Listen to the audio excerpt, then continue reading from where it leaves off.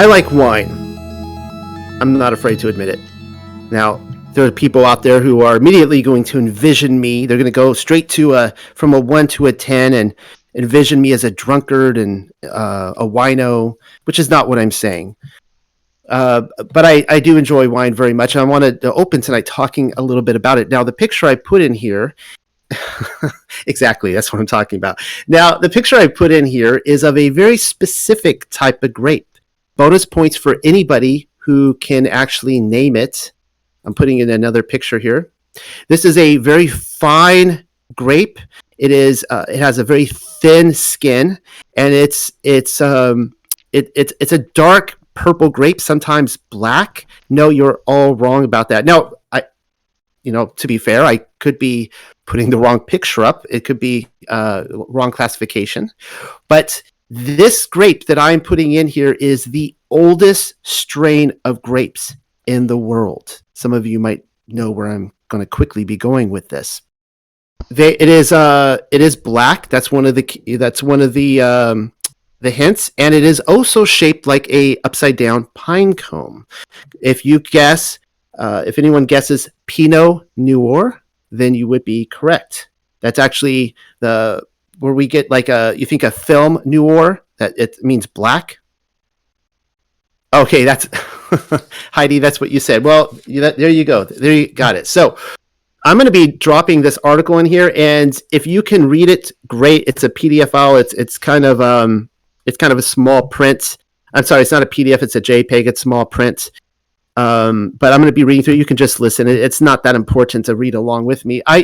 Years ago, I used to be a wine server for a stint of time, and I love wine. I love showing people wine and having them taste wine and trying different samples and so on and so forth. This is called that Pinot Noir you love. It's Roman, sort of. DNA analyses illuminate the history of popular wines. The next time you decant a Pinot Noir or any Pinot Noir, you might take a moment to thank first century Romans. DNA taken from grapes found at archaeological sites reveal that 2,000 years ago, the Romans grew and drank wines which are closely related to the same Pinot and Syrah, which are widely loved today. Other tests show that Sauvignon Blanc from a place called Jura, a region on the French-Swiss border, is genetically identical to a 900-year-old grape seed found in Orleans, France. So I just wanted to point out here, and the article kind of goes on a little bit, but one thing that I wanted to point out is that, archaeologists, quote unquote, are pointing out in various articles that I've been reading that Pinot was the most popular grape or wine of what we know as the first century. It was all over the Roman Empire. But the elephant in the room here is that this same strain of grape exists today. They're doing analysis of what they're finding from 2,000 years ago, and it's almost identical. Now, the interesting thing about wine is that it's the most complex food you will ever eat. Some of you can challenge me on this, but you will never drink the same glass of wine twice in your life. It is texturally and chemically and so on and so forth, always changing. And so it's fascinating that we have Pinot and Syrah, which is identical to, again, 2,000 years ago. And I'm going to just suggest, I'm just going to throw it out there, as we investigate this pre-mudflood society that I am claiming very possibly is the millennial kingdom of Messiah, that was the drink of choice, Pinot Noir. None of the other wines that we have today match anything that old, but that one and Syrah does. So the next time you go to the wine cellar and you choose a wine that perhaps Yahusha himself drank, or the saints, or the people of this kingdom, you know what to go for. All right, now, if you recall, I was on Zen Garcia's radio show last week, and I had the pleasure of speaking on the Millennial Kingdom plus Mudflood. Now, some people have pointed out it turned into somewhat of a debate. Neither Zen nor I wanted that to be the case, but it sort of did. I'm going to drop in another picture here. I had the pleasure this weekend of going back to Zen's house. Now, actually, I went to Atlanta to baptize Andrew, who's in this room, the Atlanta area. But there I am at Zen's house, and he and I were just kind of hanging out on his couch all day, and just for so many hours, and just shooting the breeze and just talking about various subjects, and it felt really great. Zen and I have become very close friends. I mean, we consider each other friends, and it's great that we can. We started out a few years ago. Not getting along too well. He actually was the one that commissioned me to write my first book as a flat earthist. And after that, we had a bit of a falling out, interestingly enough, over the feminine Ruach HaKodesh, because at that time I wanted nothing to do with it. We had a bit of a falling out. But since then, we have come together on many issues. And of course, now I do believe that the Ruach HaKodesh is feminine. And I bring this up because I was at his house, and he once again commissioned me to write a book for him on the Millennial Kingdom. He really desperately wants me to write a book in the Millennial Kingdom. When I was on his radio show last week, he asked me in front of everyone. He didn't even ask. He just said he announced Noel's writing a book. I'm like, thank you, Zen. I didn't realize I was writing a book, but I guess I am now. So, and actually, I think the first person who brought it up that I should write a book, he's in the room tonight, is Michael. I was sitting around a table with him drinking wine. I can't remember if it was Pinot or not. And it was probably a red Zen. And he said, this was like last August, and he said I should write a book on the Millennial Kingdom. And I'm like, I don't know about that. But this is a really difficult book. This is a really difficult book to write, because this is uncharted territory. This is a frontier that nobody has really crossed before. I think you guys know what I'm talking about. I mean, you have your millennialist and your partial preterist and your preterist and all these different people claiming different things, but nobody has really claimed that the Millennial Kingdom physically happened for about 1,000-year span before. And this is really tough because you guys are watching me in real time, basically write this thing and try to figure all this out. Like, there are things that I know for certain. I know that there was a mud flood about, give or take, 200 years ago. Or a series of mud floods. I have no doubt in my mind about that. I know for a fact that there was another huge reset that people don't really talk about too much, even in mud flood, but it's there, is the heat, the fire that melted cities and reshaped the landscape.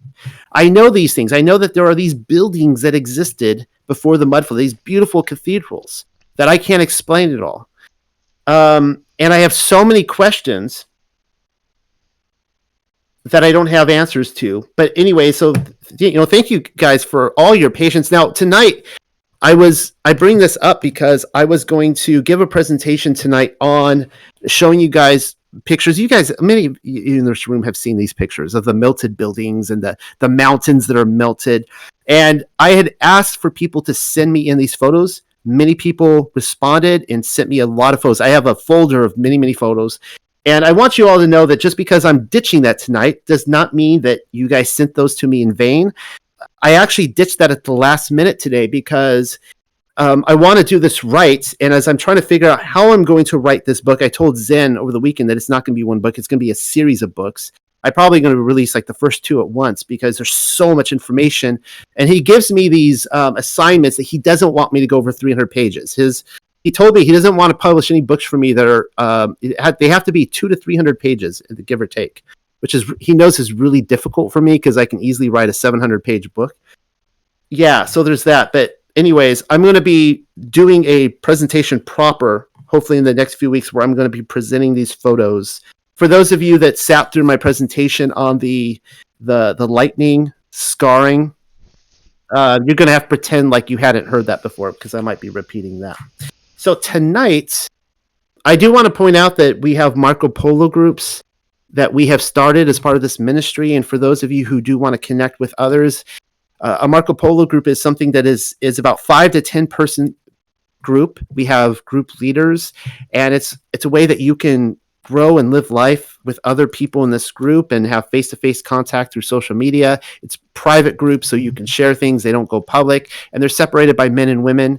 So I recommend everybody, if you are interested in something like that, there will be a link under this video on YouTube where you can sign up for it, or David just put this in here. Also, I put this picture here of my memes page. A little silly, I know, but we live in very dark times, and I love memes for a number of reasons, because you can spread a lot of truth with one picture, but also they're funny, and they're, they give us something to laugh at in these times that are truly dark. And all these memes that I collect, I've gotten quite a collection of memes on the Unexpected Cosmology, and this is all coming mostly through this Discord page. When you guys come and you're dropping your memes in here, I collect them. I'm just like, I'm snatching them left and right and putting them in folders, and I've got hundreds and hundreds I haven't published just because I'm trying to organize them. But just encourage everyone, come over here, drop your research, drop your memes, and I do collect these. Tonight we will be going over the Genesis reset. So what I mean by the Genesis reset is, we talk about the mud flood reset. We talk about the 70 AD resets, or the millennial kingdom resets. But this is another reset that is in Scripture. Now, this is going to be fighting words for some of you. I know some of you are obstinately will stand against this. And I did for years. I fought against what people will call the gap theory. I don't like to call it the gap theory because that's a weaponized term that people use just to defeat it. But we will be going over what I now believe to be a series of creations before this one.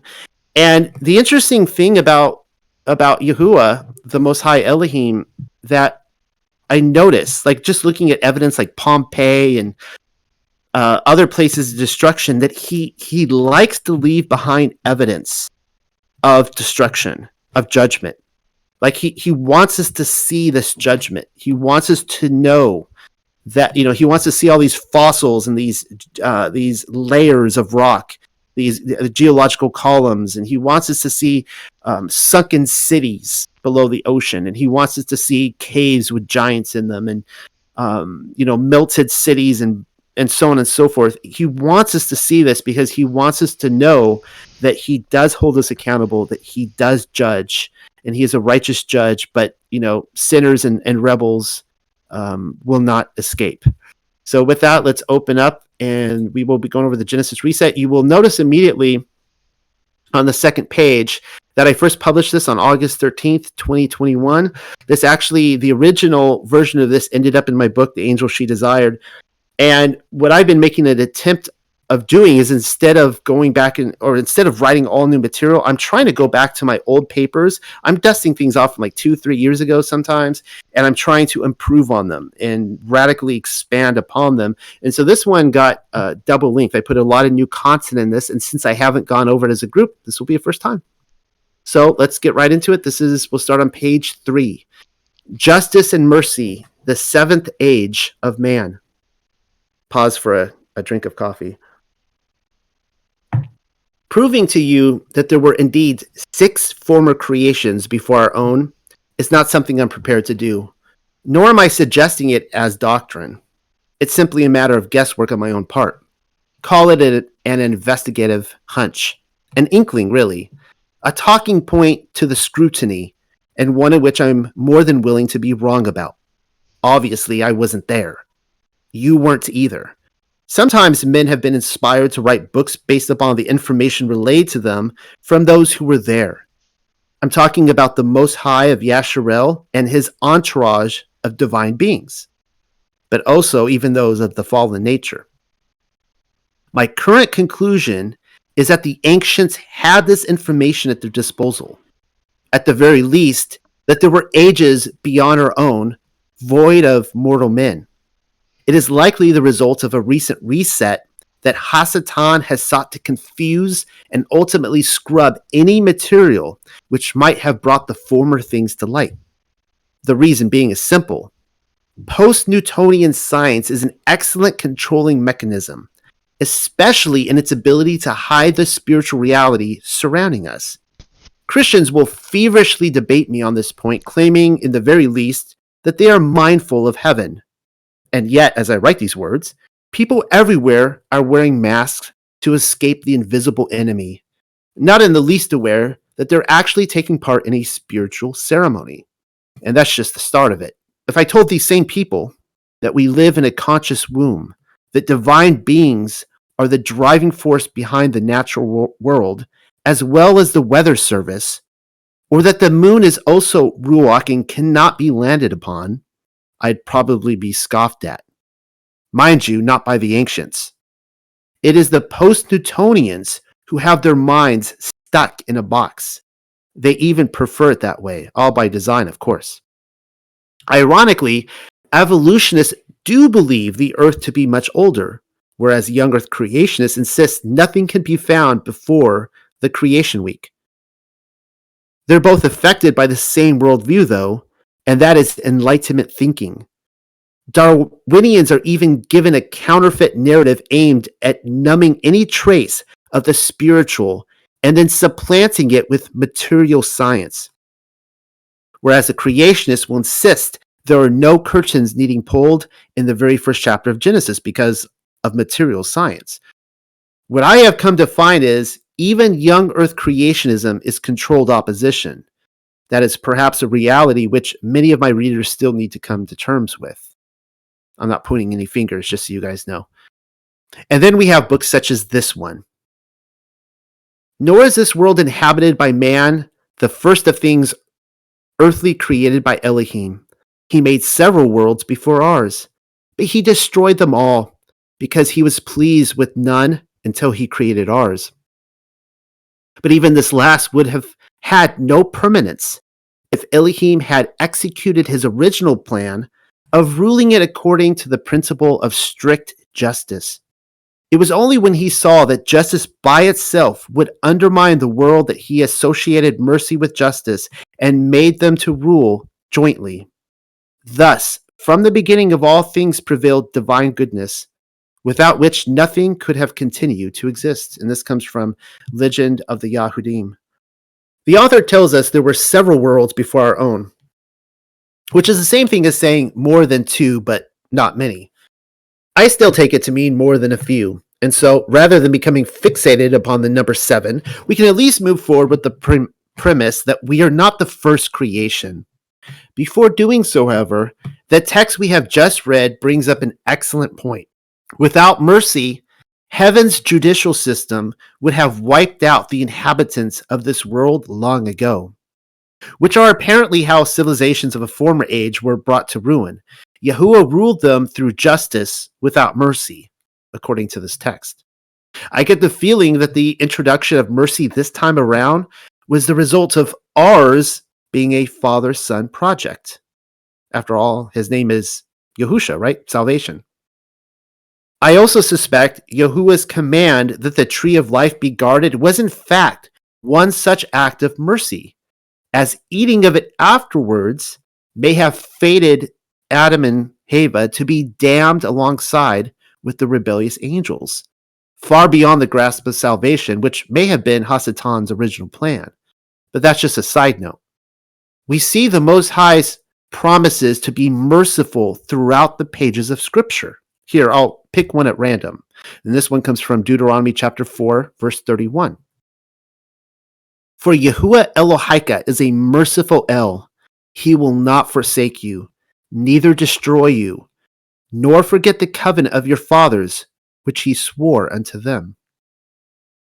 You see, he was merciful to the wilderness generation, promising not to destroy them as he had others. There were undoubtedly moments when he wanted to, but he kept to his word. Let's not overlook another promise, though. Yahuwah would not forget the covenant which he had sworn unto their fathers, our fathers. His mercy is a promise which lines up with those who are obedient participants in his covenant. They're inseparable. The same line of thought is expounded upon in the following passage. This comes from Deuteronomy again, chapter 30. And it shall come to pass when all these things are come upon you, the blessing and the curse, which I have set before you, and you shall call them to mind among all the nations, whether Yahuwah Elohika has driven you, and shall return unto Yahuwah Elohika. And just so you guys know, Elohika means of host, Yahuwah of host. And shall obey his voice according to all that I command you this day, you and your children with all your heart and with all your soul, that then Yahuwah Elohika will turn your captivity and have compassion upon you, and will return and gather you from all the nations, whither Yahuwah Elohika has scattered you. We can sit here all day and argue whether mercy was granted to the inhabitants of a former age. What is certain, however, is that mercy and compassion and grace are granted to us. Yahuwah insists as much. But pay attention to the fine print. Only those who obey his voice will receive compassion. Specifically, all that he commanded the children of Yasharel on that day. The print gets even finer, though. Before you tell me that that generation is come and gone, and therefore no longer applicable to our own, the instructions are given for future generations who have already chosen the blessing or the curse, mainly the curse, and have therefore found themselves driven out among the pagan nations. It is for those people returning into Yahuwah Elohika and obeying his voice as commanded on that day who will receive compassion. Of course, that's us. Obedience and mercy in the light of the law.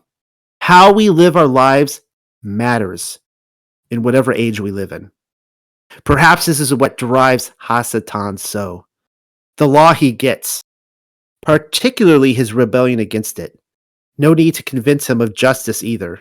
He is, after all, our accuser. But of obedience and mercy, he understands neither. A perfect work.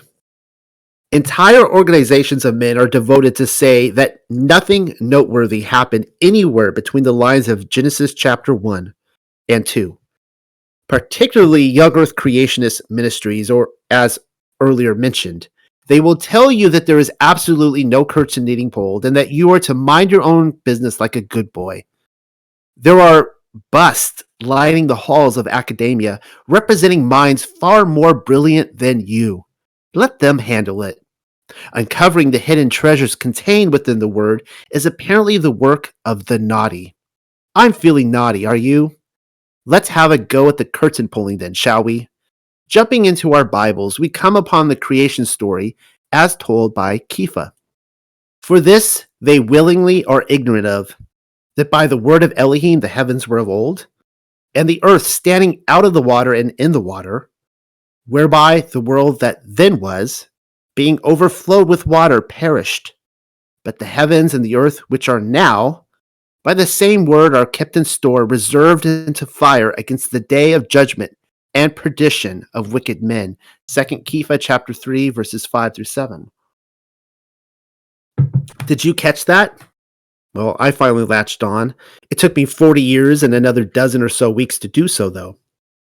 Why has it taken me so long to see the gap in Kepha may in fact be the result of a midlife crisis and cause for another discussion entirely? Hopefully I can speed up the process for you. I even pulled out the trusty highlighter so that you can see what I'm talking about. Kepha has just described the first world age. Perished. He's not referring to Noah's flood. At least I think. I could be wrong about that. You will be quick to tell me that there was only one world-destroying flood in the Bible, and that he most certainly is referring to Noah. That's what I once thought as well. And yet, the world that then was, which perished, mind you, is the same earth standing out of the water and in the water. He's referring to the creation account as described in Genesis chapter 1, wherein we read that the earth was without form and void. On the first day of the creation week, Yahuwah flipped the light switch on, and look, there was water everywhere. No stardust, no cosmic matter, just water, lots and lots of water. Sure, the earth was there somewhere, formless and void though, also submerged, and the Ruach HaKodesh was moving over the face of it. Bereshith is a Hebrew word which simply translates in the beginning. In English, we would say Genesis, but that's what it literally means, in the beginning. The entire first instance is sometimes referred to as the 7 perfect words. English adds a few more, but this is how it reads. In the beginning, Elohim created the heavens and the earth. I imagine you're already familiar with the verbiage. Very few, however, care to ponder the possibility that the perfect blessing of creation quickly succumbs to disaster. You're probably already know where I'm going with this, right? The dreaded gap theory. I've been often reminded how scholars have already settled the debate and that there is nothing more to say on the matter. But again, that's not what the ancients tell me. Consider the same passage, Genesis 1, as told to us in the Aramaic Targum. In the beginning, now I'm going to read here from the Hebrew Masoretic first. In the beginning, Elohim created the heavens and the earth. You know that much. And the earth was without form and void, and darkness was upon the face of the deep. And the Ruach HaKodesh moved upon the face of the waters. And then as we read in the Aramaic Targum, at the beginning, Yahuwah created the heavens and the earth. And the earth was vacancy and desolation, solitary of the sons of men, and void of every animal. And darkness was upon the face of the abyss, and the Ruach of mercies from before Yahuwah breathed upon the face of the waters. Genesis 1, verses 1 through 2. Rather than simply telling us the earth was formless, the Targum informs us of its current state, which is to say, its complete emptiness or desolation, and even more so, what it is now vacant of. The sons of men and every living animal. To enhance this mystery, the abyss shown to us in the book of Revelation makes its first appearance in the second sentence of Targum Genesis. Its inclusion here gives the vacant and desolate earth a pair of eyes which stares uneasily at the reader, as if to say, something happened. Oh, something happened, all right. After all, Yahuwah did not create the earth a waste place. Tell me why it is in shambles then. So this is from Yeshayahu, or Isaiah chapter 45. For thus says Yahuwah, who created the heavens, Elohim himself that formed the earth and made it. He has established it. He created it not in vain. He formed it to be inhabited. I am Yahuwah, and there is none else. You didn't believe me when I told you Yahuwah did not create the earth a waste place, did you? But there it is. Yeshayahu said it first, and I simply borrowed from him. Well, technically, Moshe is the first on record.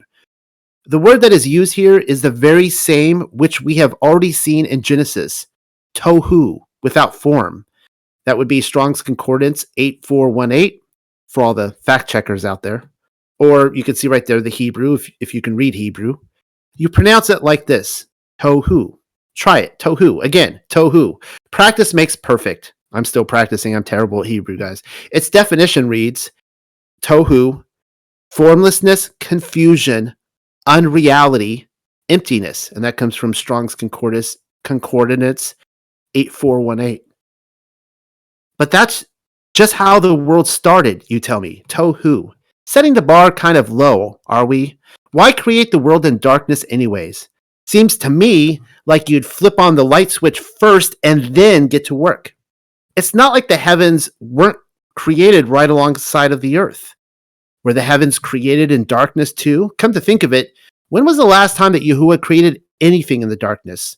The Creation Week model tells us that he only created during daylight hours, even before the sun and the moon came to be. If the earth already existed before the introduction of light, then I can't help but suspect the lights had been flipped off at an earlier moment. Why we are not directly told. But then notice Ezra's depiction of creation. Ezra described Genesis 1:1 quite differently. This comes from 2 Ezra 6, chapter 6, verse 38. And I said, O Yahuwah, you spoke from the beginning of the creation, even the first day, and said thus, let heaven and earth be made, and your word was a perfect work. All the works of Yahuwah and his son Yahusha are perfect, always have been, even when he was a boy. I'm talking about Yahusha incarnate.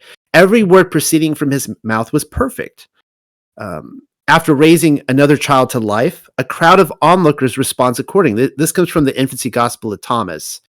And the multitude that stood by saw it and marveled and said, of a truth, this young child is either Elohim or an angel of Elohim.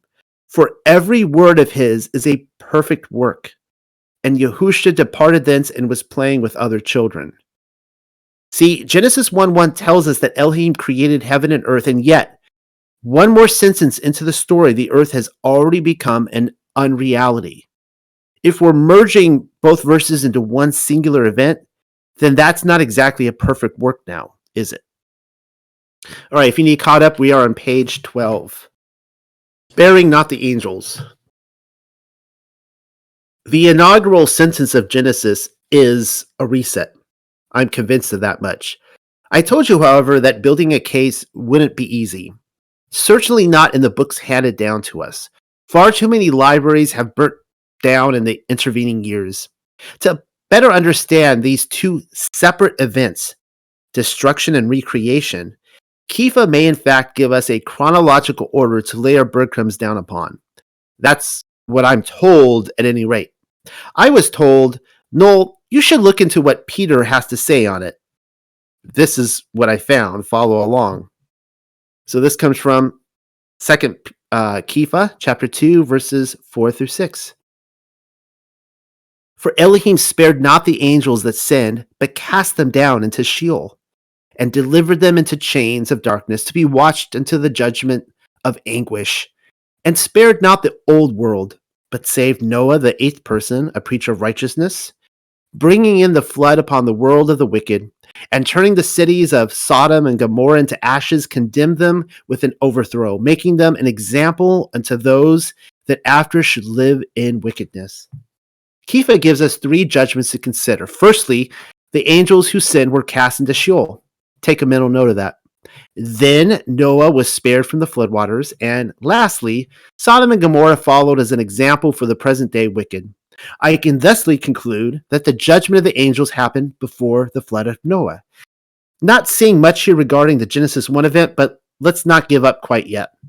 If your thought first turned to the watchers from Enoch as an explanation to this passage, then just know it was my frame of reference as well. Hard to tell, though. If I recall, the watchers were buried in the hills and the valleys of the earth for 70 generations. Not exactly a description of Sheol, but what do I know? The best thing to do in situations like this is to turn to Enoch's first-hand account and find out. The following context is Yahuwah pronouncing judgment upon 2 specific watchers, Azazel and Samjaza, or Shemi Azza. Technically, he's pronouncing judgment upon all 200 watchers, but we'll get to that. First, we read of Azazel. Again, Yahuwah said to Raphael, bind Azazel hand and foot, cast him into darkness, and opening the desert, which is in Dudael, cast him in there. Throw upon him hurled and pointed stones, covering him with darkness. There shall he remain forever. Cover his face, that he may not see the light. And in the great day of judgment, let him be cast into the fire. Enoch chapter 10, verses 6 through 9. Not looking too good for Azazel. Probably shouldn't have shacked up with human women and then fathered children with them. Enoch places his location of imprisonment at an opening in a place called Dudael, which is described as a desert. I haven't the faintest clue where Dudael is, and the internet isn't talking. Dudael does have a wiki page, but its location is still inconclusive. If they know where Dudael is, then our slave masters are not spilling the beans. The thought, however, is that the entrance to Dudael is located somewhere just to the east of Yerushalayim, and that Dudael is a region within Sheol. It's not my thought, mind you. It's just what others are claiming, and I don't know why. The jury is still out on that one. Even though Azazel was punished sometime after Genesis 1:1, the order of events shouldn't go unnoticed. He was cast into the darkness, or you might say covered with darkness. The deduction here seems straightforward enough. The darkness was a result of his rebellion from the light. The lights went out on Azazel of Dudael. And unlike the other watchers, Azazel was never granted release from his prison abode. Therefore, the location of Dudael is uniquely solitary and separate from the others. Though the lights went out for the other watchers, they were also promised to come back. The lights were promised to come back on. Follow along. To Michael, or Michael, likewise Yahuwah said, go and announce his crime to Sheaza, or Samjaza, and to the others who are with him, who have been associated with women, that they might be polluted with all their impurity. And when all their sons shall be slain, when they shall see the perdition of their beloved, bind them for 70 generations underneath the earth, even to the day of judgment and of consummation until the judgment, the effect of which will last forever, be completed. Then shall they be taken away into the lower depths of the fire in torments, and in confinement shall they be shut up forever. Enoch chapter 10, verses 15 through 16. Shayaza and his fellow 198 conspirators are pronounced 2 locations of judgment. The first is simply underneath the earth, whereas the second is the lowest depth of the fire. This is presumably only after the impending release on good behavior and recapture. It's like I've always said, it's so hard to reform anyone in prison these days. Elsewhere, Kepha tells us that Yahusha Messiah preached into the Ruachs in prison. Remember, our Kepha timeline informs us that the angels were judged before the judgment of floodwater. We read, "For Mashiach also has once suffered for sins, the just for the unjust, that he might bring us to Elohim, being put to death in the flesh, but quickened by the Ruach, by which also he went and preached unto the Ruachoth in prison, which sometime were disobedient, when once the long suffering of Elohim waited in the days of Noah, while the ark was preparing, wherein few, that is, 8 souls, were saved by water." The Ruachoth, whom Yahusha visited, simply means spirits, and does not necessarily denote angels, which should be written angelos or in Greek. The timeline fits, though, don't it? Reading through all the way to the end gives us the answer we were seeking.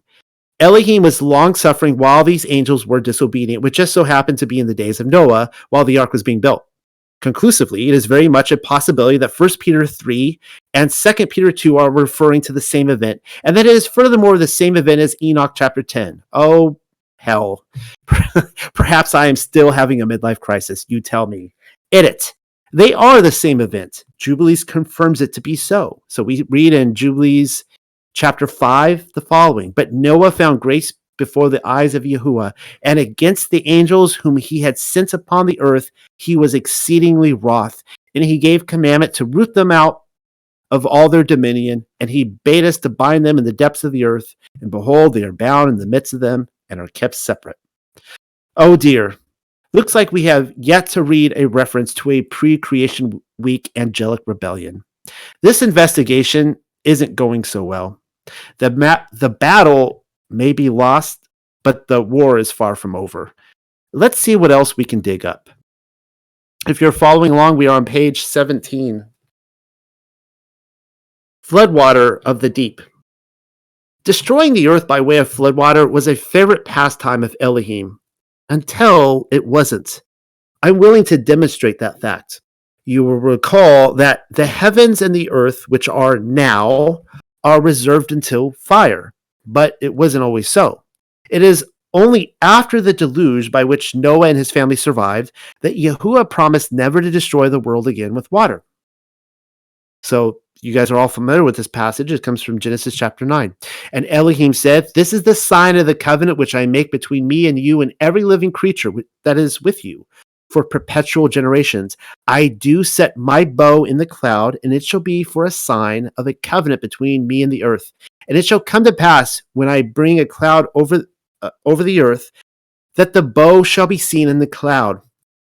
And I will remember my covenant which is between me and you and every living creature of all flesh, and the waters shall no more become a flood to destroy all flesh." It says the water shall no more become the sort of method by which all flesh should become destroyed. As an added assurance, Yahuwah offers a sign of the covenant, and that is the rainbow. The initial pull away here is that rainbows did not exist before this particular promise. Yahuwah didn't point at something old and give it new meaning. No, he created something new to assure that the old wouldn't be repeated. Meanwhile, the evidence is inconclusive. As I could tell you, Yahuwah has already destroyed the world with floodwater, perhaps on any number of occasions, but unless scripture tells us so, then it is only speculation on my part. I'll own up to that fact. Still not giving up quite yet, though. There is what just may prove to be yet another passage which speaks of the destruction concerning the first world age. That is, the earth between Genesis chapter 1, verses 1 and 2. The account derives from First Enoch. It's told to Methuselah by Enoch and described as having taken place years earlier, before he was even married to his mother, and proceeds as follows. I was lying down in the house of my grandfather, Malalo. I saw in a vision heaven thrown down and removed. And when it fell upon the earth, I saw likewise the earth absorbed by a great abyss, and mountains suspended over mountains. Hills were sinking upon hills. Lofty trees were gliding off from their trunks, and were in the act of being projected and of sinking into the abyss. Enoch chapter 83, verses 4 through 6. Wow. The entire earth was absorbed by a great abyss. That's deep stuff. Where else have we seen the abyss today? It's okay if you don't want to answer, even if you know. I'll commit to both sides of the discussion for the remainder of this paper. The Targum, that's where. Need a refresher? And the earth was vacancy and desolation, solitary of the sons of men, and void of every animal, and darkness was upon the face of the abyss. And the ruach of mercies from before Yahuwah breathed upon the face of the waters. Genesis 1, verses 1 through 2. Darkness was ominously present upon the face of the abyss during the first day of creation. And why is that exactly? You will tell me. Enoch speaks nothing of the earth being destroyed by water in his vision, making the two incompatibles. And yet, nowhere else do we see all of creation being overthrown, toppled, and sucked up into the abyss. It's certainly not describing Noah's flood, not depicting the world's destruction by fire either. There has never been any other event that I can find where the entire world is sucked into the abyss. Enoch quickly takes his vision to Mahalalel. His grandfather thusly interprets the sinking of all creation into the abyss as a future event, if I'm not mistaken. Enoch, however, is only giving us his interpretation, which seems oddly out of place, and in fact reminds me of Kepha's misguided reaction to the animals on the sheet in Acts chapter 10. Kepha's vision, by the way, was about unclean people, not making unclean animals edible. Even Mahalalel seems to believe his interpretation is only a possible outcome when stating, "Now, my son, rise up and beseech Yahuwah of glory, for you are faithful, that a remnant may be left upon earth, and that he would not wholly destroy it." Enoch 83, verse 10. Again, we know this is not a future outcome for the earth, as Kepha has already told us the present cosmos are reserved for fire. So far as I can tell, the abyss always coincides with spiritual entities. You probably already know about the locusts coming out of the abyss in Revelation 9. Well, we are told how they ended up there in Jubilees. It was when Yahuwah commanded many Ruachoth to be bound and thrown into the place of condemnation. So this comes from Jubilees chapter 10. And in the third week of this Jubilee, the unclean devils began to lead astray the children of the sons of Noah. So you can see where this is contextually, the sons of Noah, after the flood. And to make to err and destroy them. And the sons of Noah came to Noah, their father, and they told him concerning the devils which were leading astray and blinding and slaying his sons' sons. And Yahuwah Eloheinu bade us to bind all. And the chief of the Ruachoth, Mastema, came and said, Yahuwah, Creator, let some of them remain before me, and let them hearken to my voice, and do all that I shall say unto them. For if some of them are not left to me, I shall not be able to execute the power of my will on the sons of men. For these are for corruption and leading astray before my judgment. For great is the wickedness of the sons of men. And he said, this is Yahuwah speaking, let the 10th part of them remain before him, and let 9 parts descend into the place of condemnation. And one of us he commanded that we should that's a misprint there. I guess no other medicines, for he knew that they would not walk in uprightness, nor strive in righteousness. And we did according to all his words. All the malignant evil ones we bound in the place of condemnation, and a 10th part of them we left, that they might be subject before Satan on the earth. Jubilees chapter 10. I always point out that My biggest spelling errors always happen typically with scripture because I'm not copying and pasting the stuff. I'm actually typing this out by hand. That's how I pick up the most details and learn things better. So I don't always go back and edit over the scripture again, which I should. The place of condemnation is the same as the abyss, which is also the same as the deep. It is a spiritual realm. It is a place for angels and demons as well as the spirits of dead souls, I suppose. This is how Yahuwah describes it to Job. Job chapter 38. Have you entered into the springs of the sea, or have you walked in the search of the depth? Have the gates of death been opened unto you? Or have you seen the doors of the shadow of death? Here we see the deep positioned within the coordinates of the ocean, but is then compared with the gates and the doors of death. Seems like we're having the same place described. Keep that in mind while reading from Psalm 77:16. When the waters of the deep see Elohim and trembles. It says, the waters saw you, O Elohim. The waters saw you. They were afraid. The depths also were troubled. And why wouldn't the deep tremble with fear? The dead should tremble, as well as its prisoners. It just brings us back to Genesis 1 again. Darkness was over the face of the abyss. So if you need caught up, we are on page 22. The earth becomes formless. I found another passage which fits the vision of Enoch 83, 4-6 nicely. A couple of them, actually. Both passages depict the creation as seen in Genesis, but derived from slightly different angles. You'll see what I mean immediately hereafter. So this comes from the Book of the Two Pearls, which is a fascinating read if you guys haven't read this yet.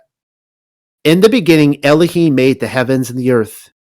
The earth became formless and deserted, and darkness was upon the shaft of the pit. And the spirit of Yahuwah hovered over the surface of the seas. And Elohim said, let there be light. And there was the word, the light of men.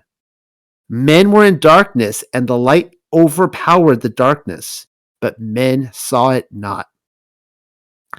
Shem bar Noah was on his deathbed when he gave this account, according to the Book of the Two Pearls. His descendants stood around while he reminded them that Elohim made the heavens and the earth, and that the earth became formless. Assuming this text originates in Hebrew, we would expect to see the word tohu in there. But then look what he includes in the retelling. Men were in darkness, and the light overpowered the darkness. That's epic. I don't know how you read that, but I envision pre-Adamites on the earth. Pre-Adamites deceived by the angels. That's why Adam and Eva were created, to replace the high priest over humanity who had failed the people upon the earth.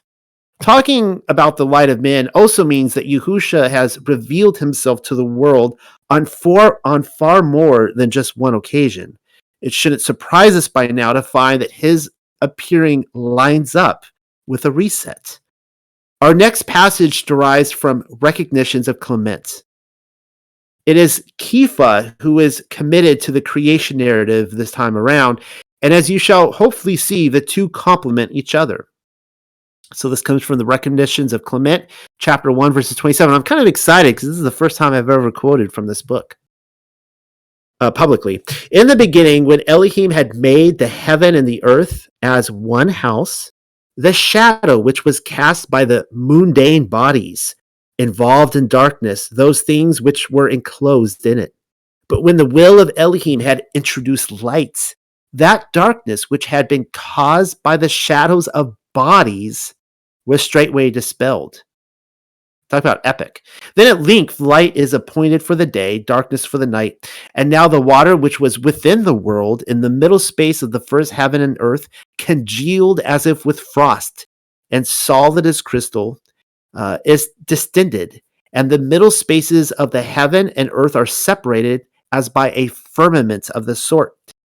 And that firmament the Creator called heaven, so called by the name of that previously made. And so he divided into two portions that fabric of the universe, although it was but one house. Pause. And now you know why Elohim spent an entire day creating the firmament.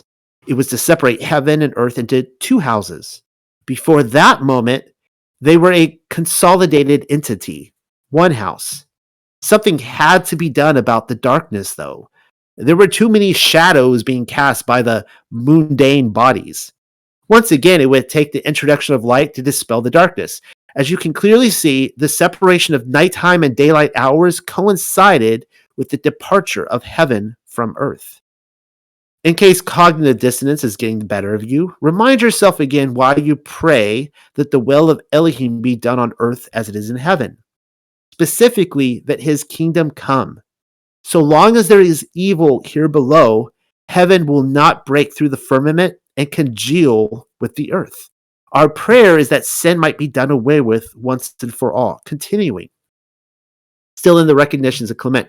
The reason of the division was this, that the upper portion might afford a dwelling place to angels and the lower to men. After this, the place of the sea and the chaos which had been made received that portion of the water which remained below by order of the eternal will. And these flowing down to the sunken hollow places, the dry land appeared, and the gatherings of the waters were made seas. Again, recognitions of Clement, chapter 1, verse 27. Or I think it might be book 1, chapter 27. I take that back. Worth noting is the upper portion, which was assigned to angels, whereas the lower was given to men. The purpose of this paper is not to argue in favor of pre-Adamites. Do recall, though, how Adam was taken from the mountain of worship and placed into the Garden of Eden. We've gone over that several months ago. And where was Eden again? But paradise, the third heaven. Man and woman was created upon the earth, but Hava was whipped up as something extra special in heaven. She was actually created in paradise. Seeing as how Adam and Hava were not set up to take a tumble, that tells us that men had already been purposed to be ruled over in the earth below. Also, we read about the chaos which had been made because of a struggle. As the water flowed down and sunk to the hollow places, dry land appeared. You and I both know what is being compared to here. Noah. On both occasions, the world was flooded. Speaking of resets, this one comes from Yirmiyahu, and it reads, I beheld the earth, and lo, it was without form, tohu, and void, and the heavens, and they had no light. I beheld the mountains, and lo, they trembled, and all the hills moved lightly. I beheld, and lo, there was no man, and all the birds of the heavens were fled. I beheld, and lo, the fruitful place was a wilderness, and all the cities thereof were broken down at the presence of Yahuwah and by his fierce anger. Yirmiyahu, or Jeremiah, chapter 4, verses 23 through 26. We're back on Tohu again. There it is. I even scribbled it in so that you wouldn't miss it. Yirmiyahu is purposely directing us back to Genesis 1, verse 2, where the earth was without form and void. Notice how the prophet sees the whole earth in the state of Tohu. Ezra has already told us that the earth was created perfect, but here it can only be deemed formally fruitful. He even says as much. The fruitful place was a wilderness. There are cities, but they're broken down. Vacant of men, though. They're gone. There were birds at one time, too, but they fled. The chaotic condition and wreckage of the earth, specifically Yahuwah's anger, is a direct result of its previous tenets. You had to be there, I guess. You will tell me this is a future event and not to be taken literally as something that has already happened. If so, we're still dealing with a reset, as the language is the same. And anyways, in Hebrew there are no coincidences. Difficult to claim that Tohu is fruitlessness and the direct result of a destructive event in one instance of his story, but not in another. Did you notice how the heavens had no light? Strange. The switch had been flipped off, obviously. Still hugging this to your bosom and claiming a future event? I'm not holding a gun to your head. I can't force you to see the peripheral picture, but know this. When the firmament is rolled back and heaven comes down to earth, Yahuwah isn't flipping the lights off of heaven off. Let me say that again. Yahuwah is not flipping the lights of heaven off.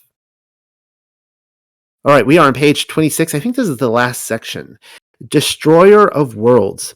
Up to this point, I have yet to make any mention of the Prince of Tyre.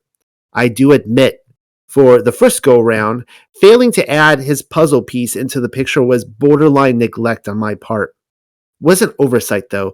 It was more like a lack of quarters for the parking meter, as I was running out of time to turn in a paper. Perfectionism is something I gave up in my 20s. But now that we have happened upon a second edition, I hope to remedy some of those simple oversights. You see, the Prince of Tyre, as found in Ezekiel chapter 28, may be our best glimpse into the lost world of Genesis 1:1. Certainly within the 66 canon, anyways. Before we do, let's take a detour and a quick pit stop at a familiar passage in the book of Job, chapter 38. Where were you when I laid the foundations of the earth? Declare if you have understanding. Who has laid the measures thereof, if you know? Or who has stretched the line upon it? Whereupon are the foundations thereof fastened? Or who laid the cornerstone thereof? When the morning stars sang together and all the sons of Elohim shouted for joy. When making the claim that this passage would be familiar, I guess I was speaking to an audience which already appreciates the connection between divine beings and stars. For that reader, Job 38 is an oldie but goodie. And for the rest of you, no, it's not another syrupy metaphor. The singing stars are given an exclusive relationship with the sons of Elohim. And notice something, they're shouting for joy. Every single one of them. Nobody's sitting in the corner and pouting. Where we are even told the timing of their exclamation. It is when the foundations of the earth were laid and a line was stretched out upon it.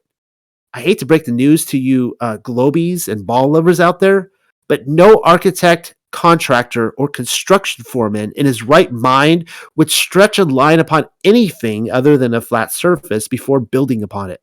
Also, the foundation is laid first before the rooftop and never the other way around. Just saying. Having read Enoch 83, verses 4 through 6, and Yirmiyahu chapter 4, verses 23 through 26, wherein the destruction of the old world is pronounced in relationship with the abyss, we should be able to pinpoint the whereabouts of this passage in Job 38.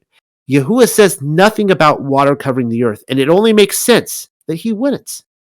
I'm not saying it's impossible, but quite difficult all the same and unreasonable to stretch a line out on something which is completely submerged. The heavens and the earth were created before the Ruach HaKodesh hovered over the face of the waters. Therefore, we've been given another cursory glance into Genesis 1:1, which again is precisely what 2nd Ezra 6:38 is describing, before Tohu.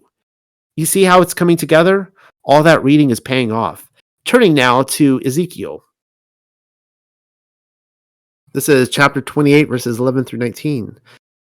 Moreover, the word of Yahuwah came unto me, saying, Son of Adam, take up a lamentation upon the king of Tyre, or I guess that's pronounced Sor, and say unto him, Thus says Adonai Yahuwah, you seal up the sum full of wisdom and perfect in beauty. You have been in Eden, the garden of Elohim. Every precious stone was your covering, the sardius, topaz, and the diamond, the beryl, the onyx, and the jasper, the sapphire, the emerald, and the carbuncle, and gold. The workmanship of your tabrets and of your pipes was prepared in you in the day that you were created. You are the anointed cherub, or that's cherub, that covers, and I have set you so. You were upon the holy mountain of Elohim. You have walked up and down in the midst of the stones of fire. I would love to see that. You were perfect in your ways from the day that you were created, till iniquity was found in you. By the multitude of your merchandise, they have filled the midst of you with violence, and you have sinned.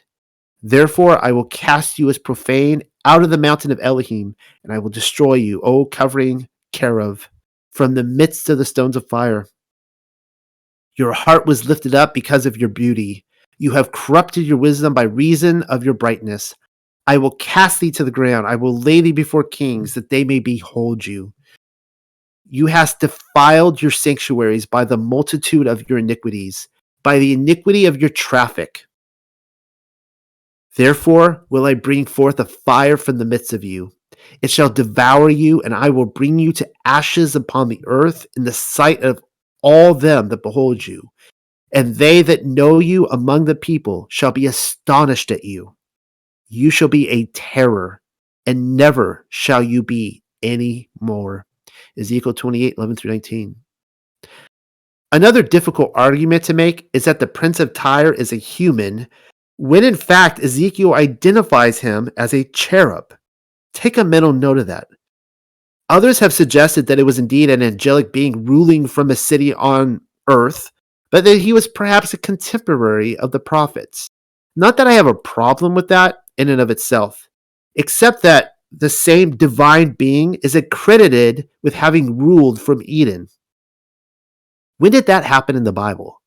It didn't, likely telling us that Ezekiel was making connections with other books which our Roman controllers didn't think to include. Furthermore, the same divine being is promised to be destroyed in the presence of his worshippers, future tense, and to their astonishment.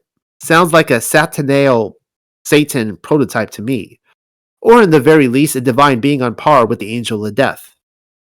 I'm actually not convinced that the Prince of Tyre is Satanale, but what do I know? If you attempt to tell me Hasatan did sit on one throne or another, but only after Adam and Eva were created, then who was the cherub prince trading with exactly? That's what brought his downfall, the iniquity of traffic. Other translations say dishonest trade. The Hebrew words are, let's see if I can even pronounce that. Riku, I'm not going to try to pronounce that. You guys can see it on the page. And they mean just that, iniquity and trade or merchandise, ricula. Try not to gloss over the little details. It's one thing to play chess with oneself, and quite another to have the left and right hand engaged in trade, especially when dishonest gain is involved. That tells us there were other divine beings or people groups whom he made deals with while being enthroned in Eden. And where does the Adam and Eva story back that up? It doesn't. Some pages ago, I quoted from the Book of the Two Pearls, wherein Shem bar Noah gave an account of the creation.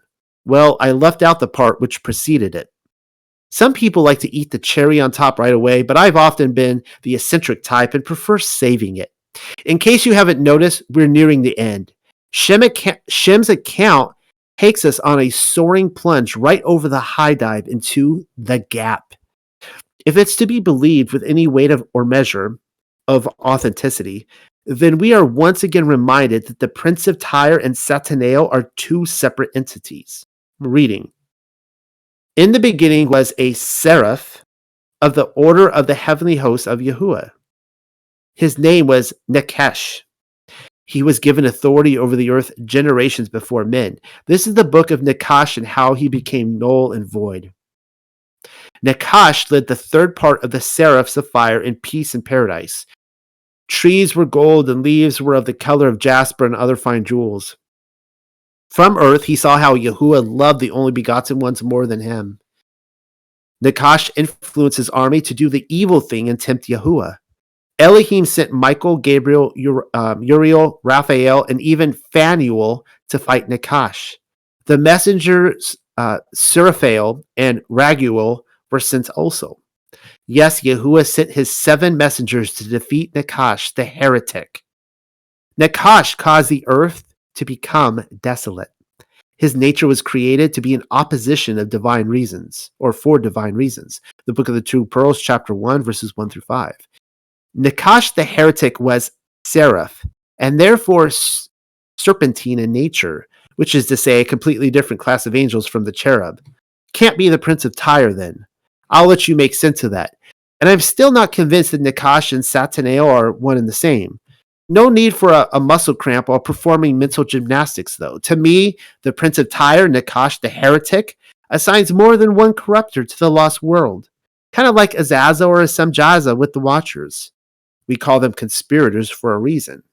Why do I get the feeling that Tyre by the sea was simply renamed by the Phoenicians in memory of Atlantis, and that we are gazing in upon the former age of the angels? All right, guys, that was it for that. that took a lot out of my voice because I don't have much voice tonight. So tell me your thoughts. Loved it, hated it, blasphemous. Just let me know. Really liked the ending. Another food for thought. The way you pictured it. So the Prince of Tyre just isn't a representation of Satan? Is that what you're saying?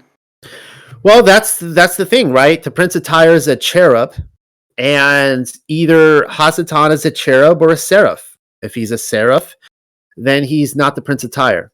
And that's something we've kind of discussed in this group before. I'm open to Hasatan being cherub or seraph. The passage I quoted from at the end, the entity identified as a Nakash was a seraph, completely different. A seraph is like a serpentine. It's the reptilians.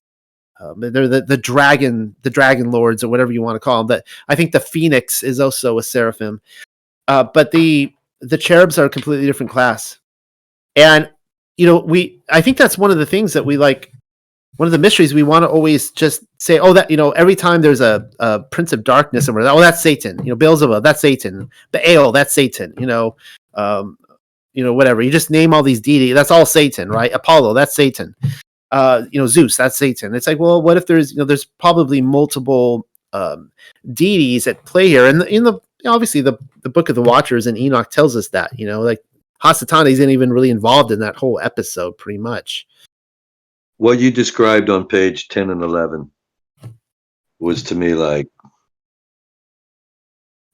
bam, boom, right there. You, the evidence you shared, you started talking about Tohu and describing this, and the evidence there with, I believe, let me see if I have it.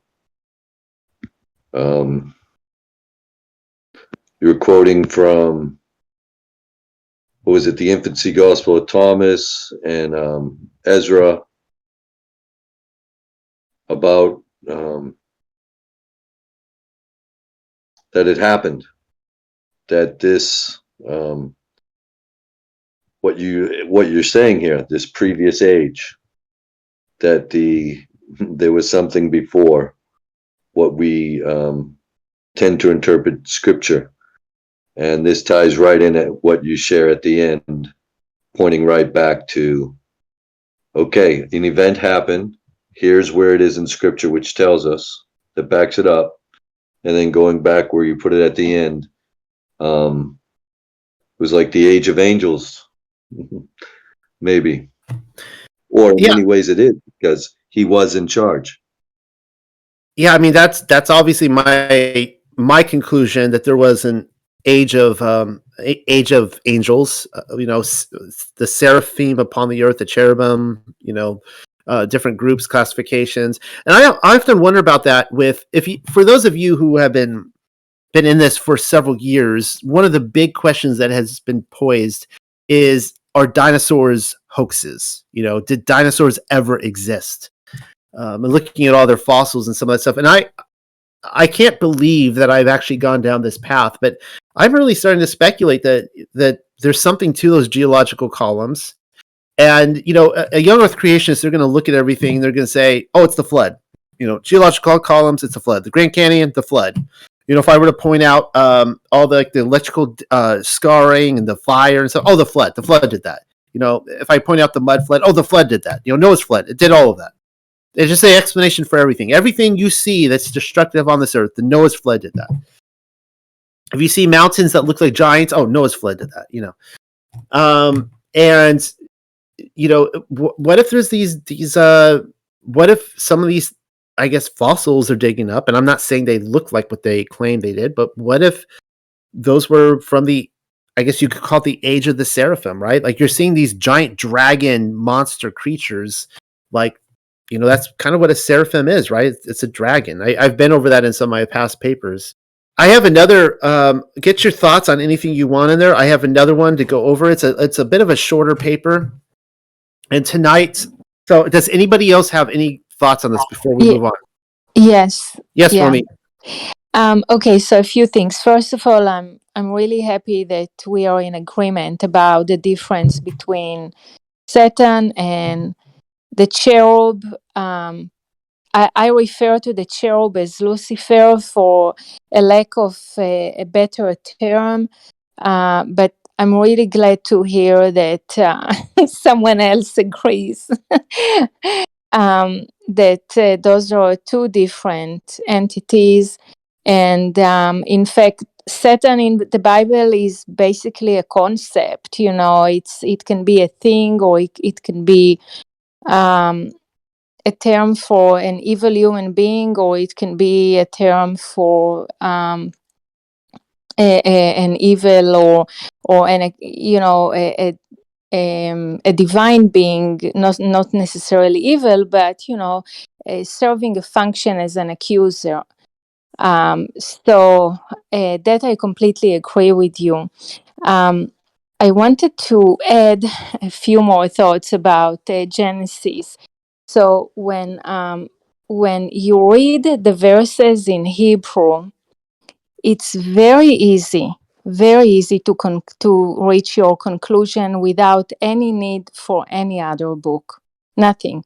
You just read the verses. So the first verse says, Bereshit bara Elohim.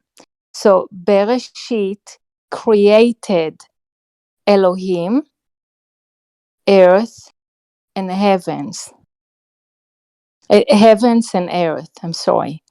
So then you can ask yourself, who is Bereshit? Bereshit created Elohim. Elohim is a name for, it's a plural name for all the gods. It can be used to gods with small g, okay? So Bereshit created all the gods, heavens and earth. And then the earth was tohu vavohu, which is basically, it was a huge mess, okay? We don't know why it was a huge mess, but it was a mess. And then there was water everywhere, and so on. The story goes on. So you can actually ask yourself, who is Bereshit? And Bereshit is the beginning of everything. In Jewish thought, Bereshit represents like the ancient, like when Daniel calls El Elyon, he refers to him as the Ancient of Days. That could be Bereshit. Okay, so when you read it in Hebrew, you can definitely conclude that there was, who knows what was before, but something caused everything to be a huge mess, and then starts all over again. I have never heard Bereshith used in that way before, and that was really fascinating. You never cease to amaze me. Thank you.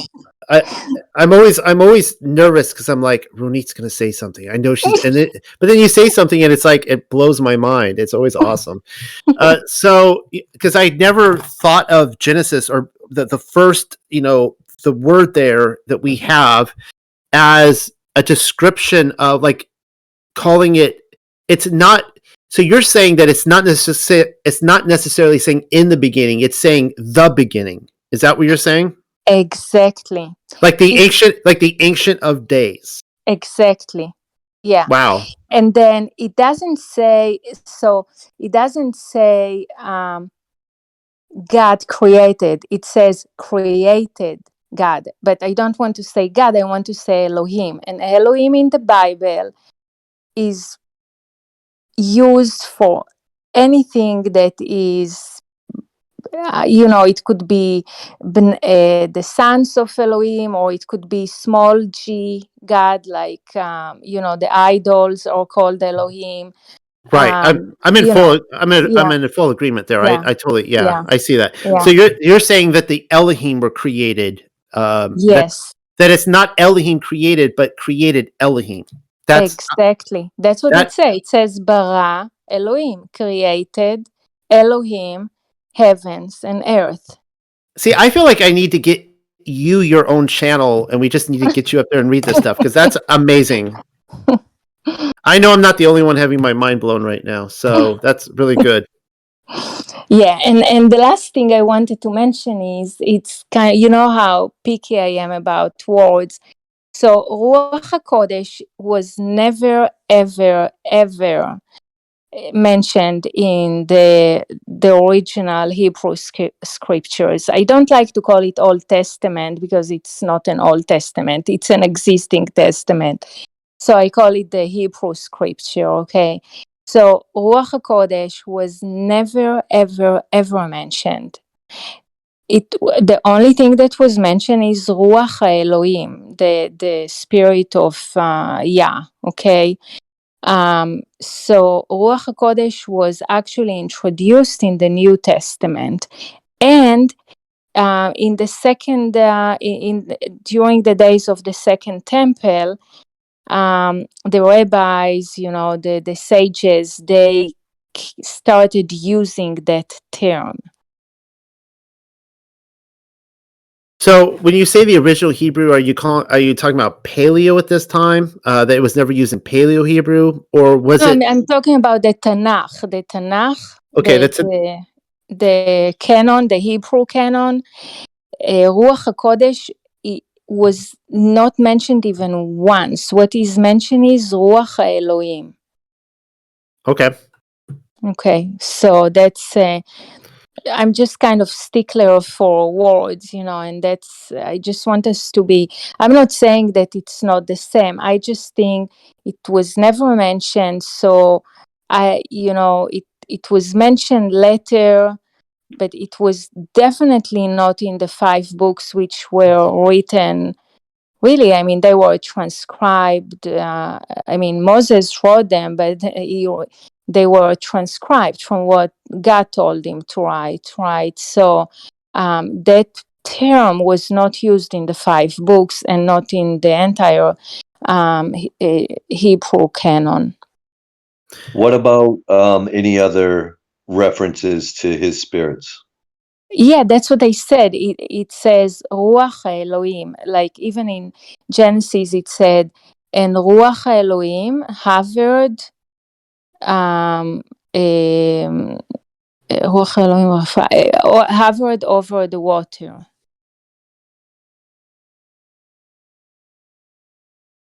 Well, that's We're not great. talking like spirit of wisdom yet, of course.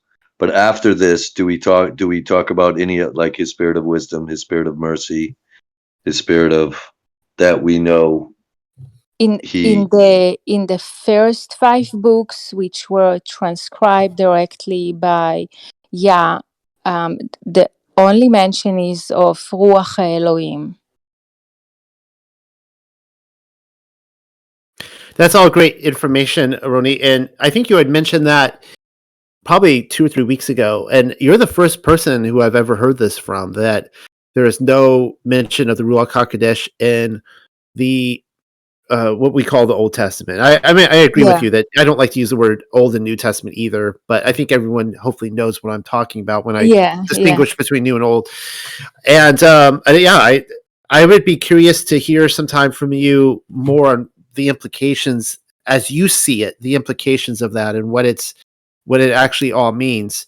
I I will point out, not to change the subject, but I did see the meme pop in here. It's saying a male and female stegosaurus are about to mate. Now, can you please explain how this could possibly occur? Yeah. So, I mean, I could. Yeah, that's okay. So I take it that you're, Kyle, that you're no for dinosaurs. They did not exist. And let me give you guys a story, because I do believe stegosaurs. Don't throw it out to the whole. Just stegosaurs. We're putting on. Well, this is interesting because I do believe that dragons existed historically within our time frame, and there are plenty of stories historically about dragons. I have wondered, what if this is all like, what if these last week dragons wasn't in the original either. Hebrew. Yeah. Uh, what if the well, even outside scripture, just ancient society everywhere. They're everywhere on every continent and almost every religion known to man. They talk about dragons, right? Like there's these commonalities you see. You see, like they all talk about the flood. They talk about the Tower of Babel. They talk about the Yes, incursion. much more than the modern watch- dinosaur vernacular. Yeah. Now I want to bring this up because there was a discovery that happened back in 2018, I think it was. And the story, you could probably still look it up on the internet, but the story went down like this. In India, and a lot of these discoveries, they always come down to like India for some bizarre reason. There was down in like an old subway system, there was a electrician, I think, who went down there and he was working down there. They were going to build like this new center, or they were going to tear all this down and build a new complex, but they had to go down and kind of seek some stuff out. And while he was down there, he claimed that he found, oddly enough, a mummified dinosaur. It completely mummified, telling us if it was mummified, it was actually mummified by a human being. This wasn't it wasn't like mummified out like in the sands of the desert or anything like that. And he brings it up, and it's all on video. They've got a video camera, and they're showing it. And what was really interesting about this is that I quickly I remember the day it hit the internet, and I was quickly saying, if this is legit, it's going to go away really quickly. Like they're not going to talk about it. Like they'll just slip away. You'll never hear about this again, which is what basically happened. But I remember looking at the video.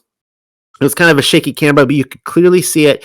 And there were what we call paleontologists. They were quickly identifying which dinosaur this was. And again, this is the fascinating part, that it didn't actually look like it was I guess what you call like a bipod or whatever. It was kind of like a type of velociraptor, but it was smaller. And it stood on two legs, and it had the kind of the two upper arms, but it actually looked like a Chinese dragon. Like literally, like it had it looked like a serpent. It kind of went up and down in waves. And I thought, well, that's interesting because they never depict dinosaurs looking like that. Like literally like Chinese dragons. Like you could imagine like the serpent that went into the wilderness in Eden, that it was like it had apparently legs and arms, and it kind of, slithered up and down. And that's so anyways, I'm saying that so it's Chinese myth, not more to reality. Yeah, I just think that it's I think that these did exist, and I think that they're lying to us about the structure, what they look like. Also, Patrick of the Millennial Kingdom just put in a GIF from the Lost World, the new ones, or Jurassic World, and the other thing is they try to make them out to be warm-blooded, and my understanding is that they can't prove either way if they're cold or warm. I think they were cold-blooded. I think it's ridiculous that they make them out to be warm-blooded. It has no connection whatsoever with any of the reptiles we see on the earth today. And I've brought this up before, just in case you guys don't know, I technically live on an alligator preserve. It is an alligator preserve. You go right outside my porch, and there are alligators there right now. I could go out there right now. I could see them. And they alligators are the most lazy, opportunistic hunters. They say that, like, when people get bitten by an alligator, they will usually always bite you in the foot or the leg. Why is that? Because they're not interested in your head. They're not interested in your arms or your torso. They're looking for the weakest. They think you're a school of fish, and so they're waiting for the weakest, to come along at the end. And also, when they bite you, a lot of people don't know this. When an alligator bites you, they release you right away. And we had a woman who died here recently. And it was like the first in South Carolina history. It happened like 2 years ago. She was bitten by oh yeah, you just found it. Thank you, Mr. Voltage. There it is. Boom. That's what I was just talking about. You could see there that you could see, like, it's got a whole arched back. It comes up, like the neck goes down, the back arches up, back down again, and then the tail. And you could actually see how they actually will show in picture books that this thing walked on two legs. But you can see there, it looked like it was on all fours, just like a dragon. So anyways, that kind of for me makes that these dinosaurs were legit. They were dragons on the earth, and that would be a little creepy if that moved around quickly and it maybe scampered up a tree and it's on the branch and it's looking down at me like, oh, that's a little creepy.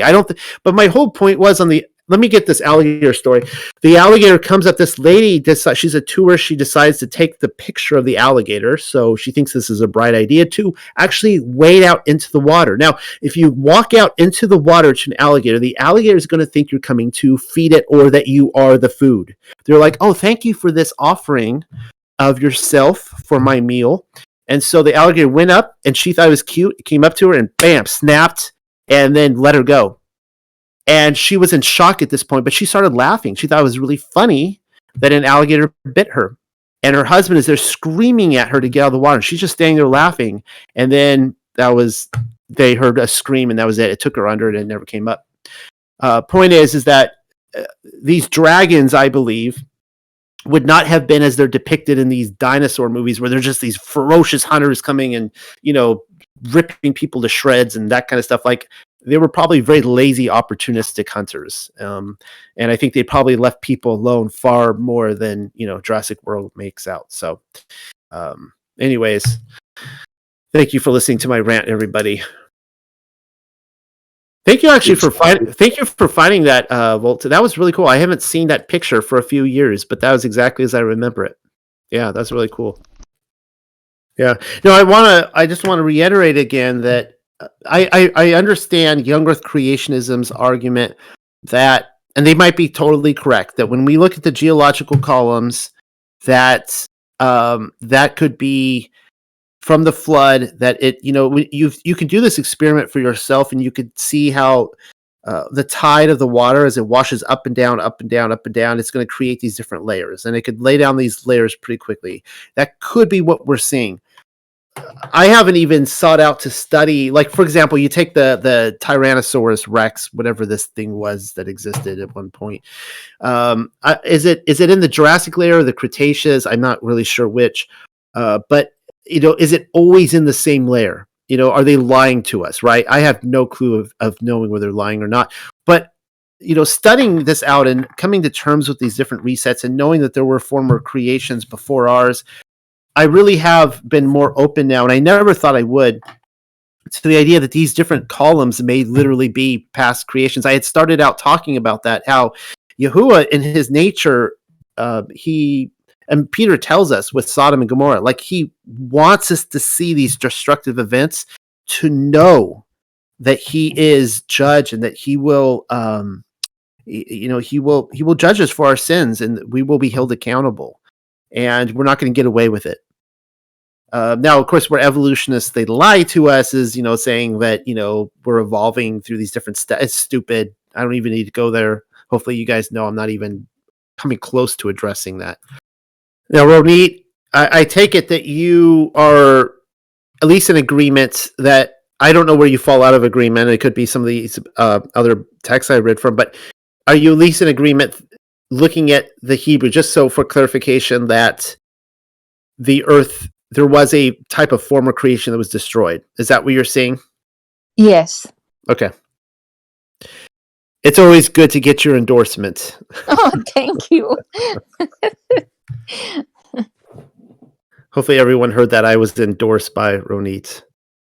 I have a different paper I could read if you guys are interested. If you guys would like to, just let me know. It's 10:35, where we're kind of running out of time. And okay, I got a yes from Patrick of the Millennial Kingdom, more from Isaac C. Okay, so this one I'm going to say straight out is going to be a very controversial piece, and it's one of those I'm actually nervous about reading. I really am, because I never know how people can take this. I know that I am not immortal and that I'm not, I hopefully everyone understands that I could be toppled easily and that people can start a riot and tar and feather me at any time. However, starting last summer, I started making a concentrated effort, for those of you who've been around for the last year, and starting to look at a lot of extra biblical texts and try to put them together and say, can these books fit? Can I take Second Esdras with First and Second Enoch, and the Testament of Job, and Joseph and Aseneth, and you just go down all these lists of different books, the writings of Abraham, and can you put these together and do they fit? And I was amazed at some things I thought would be very complicated, and they fit like a glove. Like Scripture fits. All these extra biblical books fit way more better than most people give it credit for. And what I generally hear from the canon people, in order to throw out all these other books, they say, if I can find one thing that disagrees, then that's proof that we're going to throw it out. And I'm just like, really? I mean, seriously, I think everyone has seen here evidence that these texts have changed through the years, that there are some differences and so on and so forth. Well, this is a paper that has to do with resets. I just addressed the Genesis 1:1 to 1:2 resets. This addresses another component of Noah's flood reset. Some of the things that are not talked about. And honestly, guys, I don't know what to make of this. Okay, I'm presenting something to you where I have taken several different books and I have put them together. And the only reason I'm presenting this is because I have 3 or 4 testimonies that all seem to agree. One of which comes from the Dead Sea Scrolls, that you will see that actually matches up amazingly with the writings of Abraham. Now, I told myself that I would stop talking about the writings of Abraham. I said that a few months back, and I, for the most part, have, because it's a controversial book. Why, I don't really get it. People get so agitated by that book, and they mostly haven't read it. It's a phenomenal book. And as I have pointed out, and I will in the future, there are passages from the writings of Abraham. The writings of Abraham, I'm going to do a presentation very soon, hopefully, on how all these extra biblical books started to be, quote unquote, discovered right in the early 1800s. Amazingly, I know. Like, they all started coming to light. Well, writings of Abraham was one of the first that was discovered. Right when Jasher was, Enoch had just come about, and for whatever reason, the writings of Abraham was just shunned by everybody. Nobody wanted to touch that book. Nobody. Like, no scholars wanted to read it. Nobody. Well, interestingly enough, there are passages in the writings of Abraham that the only second witnesses were found in the Dead Sea Scrolls. There are Dead Sea Scrolls that were found that perfectly give witness to it, and nobody else does. And it's like, how in the world does that happen? Unless if the same monkey behind the typewriter is, back in some, in the Intel department, writing all the Dead Sea Scrolls and all these other books. All right. That's the only other possibility that I've come up with. So I'm going to drop this into here. This is called, I'm going to give you a moment to pull. I should have already given you a moment to pull it up. This is called The Birth of Noah, Man or Angel. So as you can see right there, that's the question that I'm asking, and it's not something that I can answer. And it's something that after reading this, maybe I'm presenting to you guys, maybe you can problem solve. Maybe you can say, this is where you had oversight, or I've read something over here that explains this. So let's pull it up. The Birth of Noah, Man or Angel, by yours truly, Noel Joshua Hadley. Starting on page 3. And I think this should be a short read. It's only 14 pages, so it's not as intensive as the last one. Wouldn't you know it, even Noah may have been born of an immaculate conception. My latest discovery falls in the heels of a recent paper, The Once and Future Jerusalem. Now, if you guys recall, I think I read that one off probably like last September or October, some time ago. I will ask you to give it a read before venturing on. But as a refresher, we gleaned that the city of Elohim had once physically resided upon the earth before the creation of the firmament. This would have been the last world age that we talked about earlier tonight. But also that the first Melchizedek, identified as Noah's nephew, was immaculately conceived. And as you guys have been hopefully noticed, that I have found in my investigations in these extra biblical books that the idea of a conception, this idea of immaculate, you say immaculate conception, is kind of a Catholic doctrine, and hopefully everyone understands what I'm saying by this. That there are recorded, apparently other times in Scripture, way before Messiah, that a baby was born non-sexually, or conceived, I should say. It doesn't mean that the woman was a virgin, but maybe she was married, but it was still conceived apart from the husband. And this appears to be a tradition that happened within the Melchizedek priesthood specifically. I've never found a case that has happened apart from the Melchizedeks. I probably should have put a spoiler alert label there, but oh well. And I know what you're probably already thinking. It's okay to shoot the messenger when a credibility gap is involved. Admit it. That's what you were thinking, especially since Moshe tells us in Genesis that Lamech begats a son, calling his name Noah. We see that in Genesis chapter 6, verses 28 through 29. And that anyone who says otherwise is going up against the book. Fine, I'm not here to argue with that fact. Lamech begat a son and then called his name Noah. That's what it says. But not even Lamech was so certain of his child's origins, according to other sources I've read. That is why, at the very least, I am suggesting supernatural intervention, as there are multiple texts which unashamedly suggest so. Lamech struggled to accept his wife's pregnancy. Where have we read that before? The virgin conception of Miriam, obviously. The implications are difficult to tell, though, which is why I'm simply here to report my findings and let you come to your own conclusions. I'm as surprised by this as any of you. Another paper that will be of critical importance here is Sons of Seth or Sons of Elohim, which I also read last summer. It's one of my favorites I've ever written or read.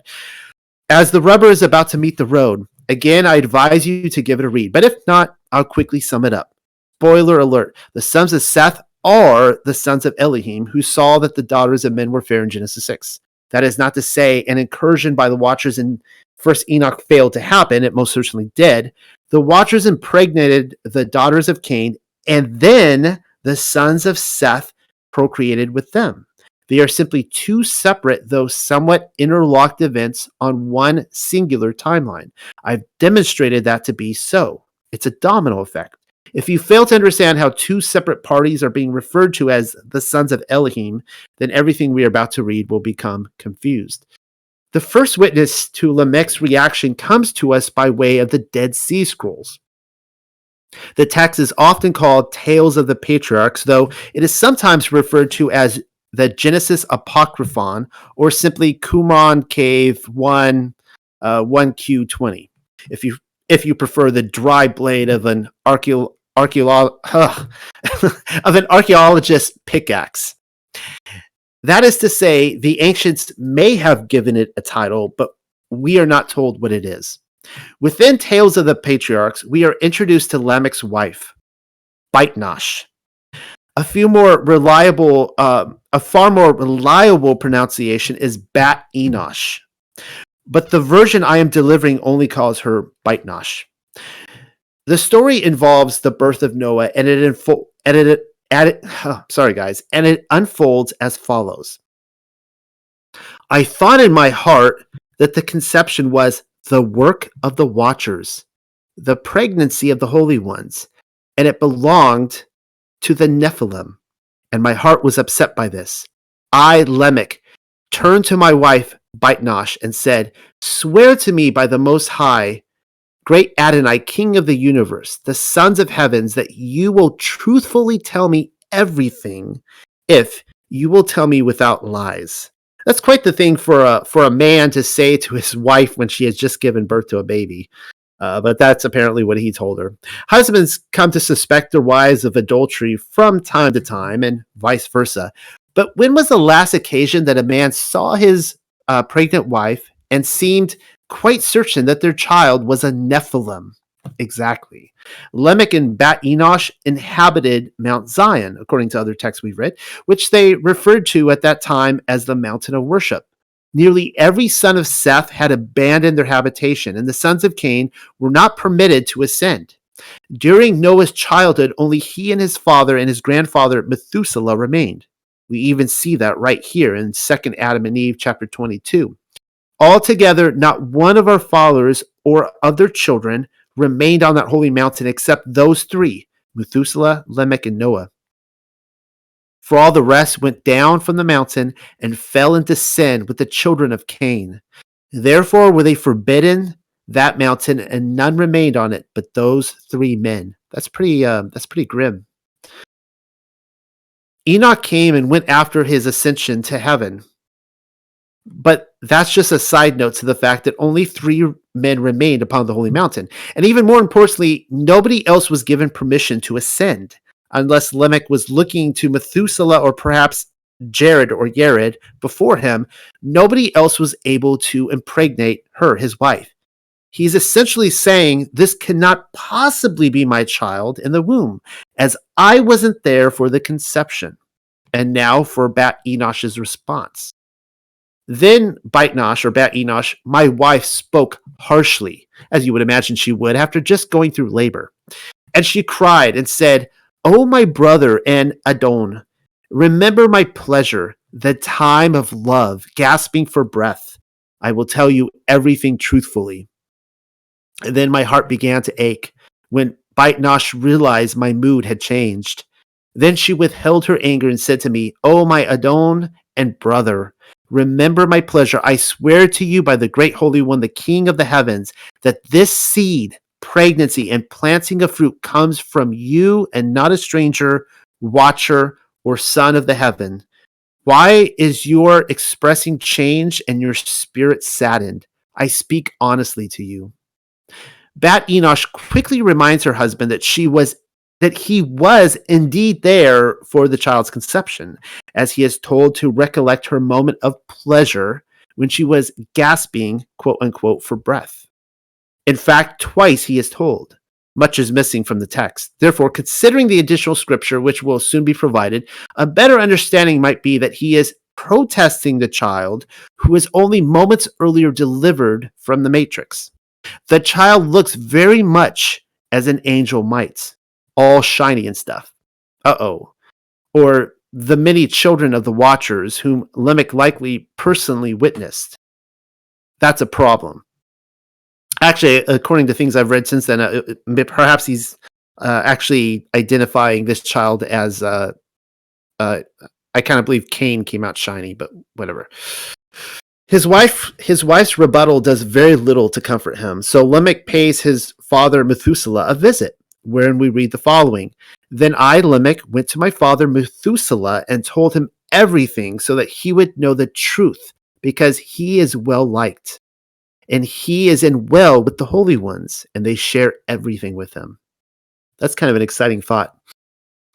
The angels had earlier shared everything with Enoch because he was a priest of the ancient order. And that's just what the Melchizedeks do. They share everything, not only with other people, but also with the angels.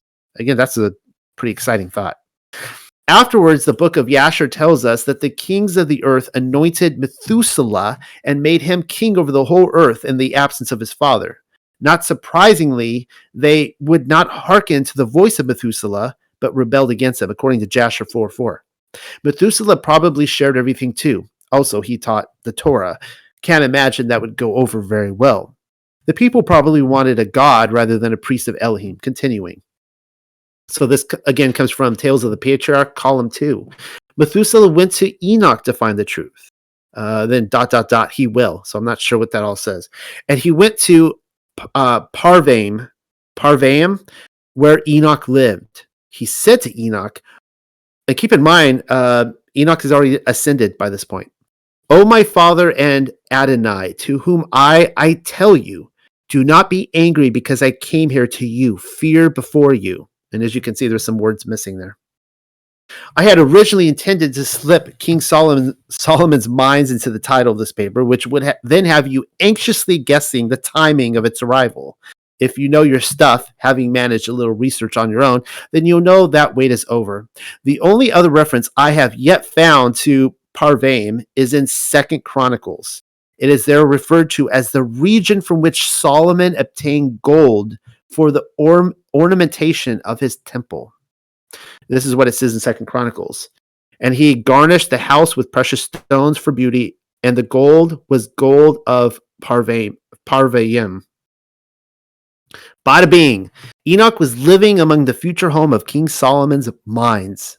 We have just been given a clue as to its location then.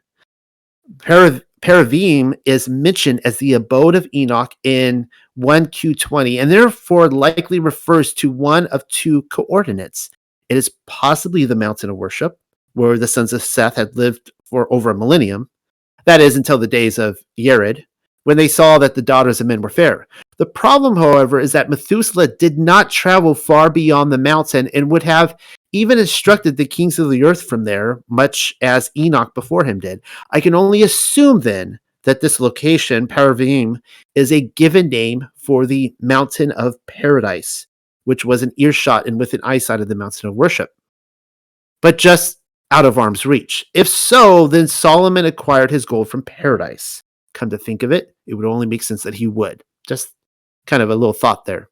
Our only other option is that Enoch returned to earth after having already been snatched away, which would once again squash any understanding of Paravim's location.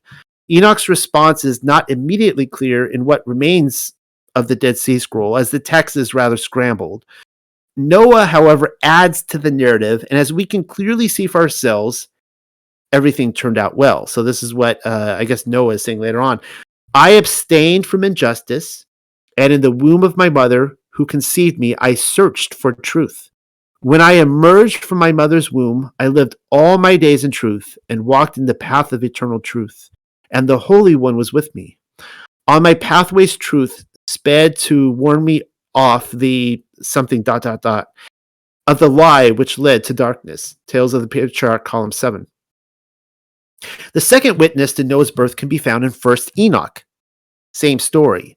But you can see why Lamech would have reason to question the identity of his son's father, as Noah's eyes, once opened, were reported to illuminate the entire house like the sun. Yeah, that's pretty intense. So this comes from chapter 105. I think I'll be reading most of the chapter, verses 1 through 12. After a time, my son Methuselah took a woman for his son Lamech. She became pregnant by him. So he says right there, she became pregnant by him, and brought forth a child, the flesh of which was as white as snow and red as a rose, the hair of whose head was white like wool and long, and whose eyes were beautiful. When he opened them, he illuminated all the house like the sun. The whole house abounded with light. And when he was taken from the head of the midwife, Lamech his father became afraid of him, and flying away came to his own father Methuselah. So we've already seen this reported with Tales of the Patriarch. And said, I have begotten a son unlike others. He is not like men, but resembling the offspring of the angels of heaven, is of a different nature, being altogether unlike to us. His eyes are the rays of the sun, his countenance glorious, and he looks not as if he belonged to me, but to the angels. So, interesting. He's still protesting after speaking to his wife and the other one. I am afraid lest something miraculous should take place on earth in his days. And now, my father, let me entreat and request you to go to our progenitor, Enoch, and learn from him the truth, for his residence is with the angels. So that's interesting. We see that Enoch is living with the angels, telling us where that location of Solomon's gold is. When Methuselah heard the words of his son, he came to me at the extremities of the earth, for he had been informed that I was there, and he cried out. I heard his voice and went to him, saying, Behold, I am here, my son, since you have come to me. He answered and said, On account of a great event have I come to you, and on account of a sight difficult have I approached you. And now, my father, hear me, for to my son Lamech a child has been born, who resembles not him, and whose nature is not like the nature of man. His color is whiter than snow. He is redder than the rose. The hair of his head is whiter than the white wool. His eyes are like the rays of the sun, and when he opened them, he illuminated the whole house. When also he was taken from the hand of the midwife, his father Lamech feared and fled to me, believing not what belonged to him, but that he resembled the angels of heaven. And behold, I am come to you, that you might point out to me the truth. This Enoch again, 105, 1 through 12. You read it in Enoch. Noah resembled an angel. Like Moshe, Enoch affirms that Lamech's wife became pregnant by him. So we have gotten that out of the way. A complication arises, however, when Noah does not resemble Lamech. More specifically, he doesn't even resemble the nature of a man. I would say that's a reason for concern. Wouldn't you agree? It's almost as though Bat Enosh is repeating the sin of Hava all over again. We are furthermore told that Noah, quote, resembled the angels of heaven, unquote. Seems contradictory then to claim Lamech is the boy's father. Also, since we are attempting to unravel two mysteries at once, did you catch Enoch's whereabouts? Another clue. Rather than telling us Parvaim was the name of his home, Enoch simply describes it as the extremities of the earth, and on the basis that he, Melchizedek, had been informed that I was there. Still sounds like the Garden of Paradise to me, as the inhabitants of the mountain of worship could gaze into it without entering. And I didn't put in here that he was in the abode of the angels, so that kind of explains it. We covered that fact in my paper, Sons of Seth or Sons of Elohim. It is indeed possible that Enoch spoke to him through the gate. Let's read on and see if we can come up with any more clues. Our third and final witness to Noah's birth comes to us in the writings of Abraham. So here it comes. Amazing how such an obscure early 19th century black market text could conform so perfectly with Enoch and a Dead Sea Scroll. You're almost pressed to consider if it's somehow legitimate. Maybe even inspired, but I digress. I'll present the full story, chapters 4 through 9, and then we can reconvene afterwards. So, reading 4 through 9, so a few pages here. But this is all good stuff. Noah was the son of Lamech, the son of Methuselah, the son of Enoch, who was taken up with his city, that they might minister unto those in the flesh who sought a higher law than was available to them on the earth. Now the birth of Noah was after this manner.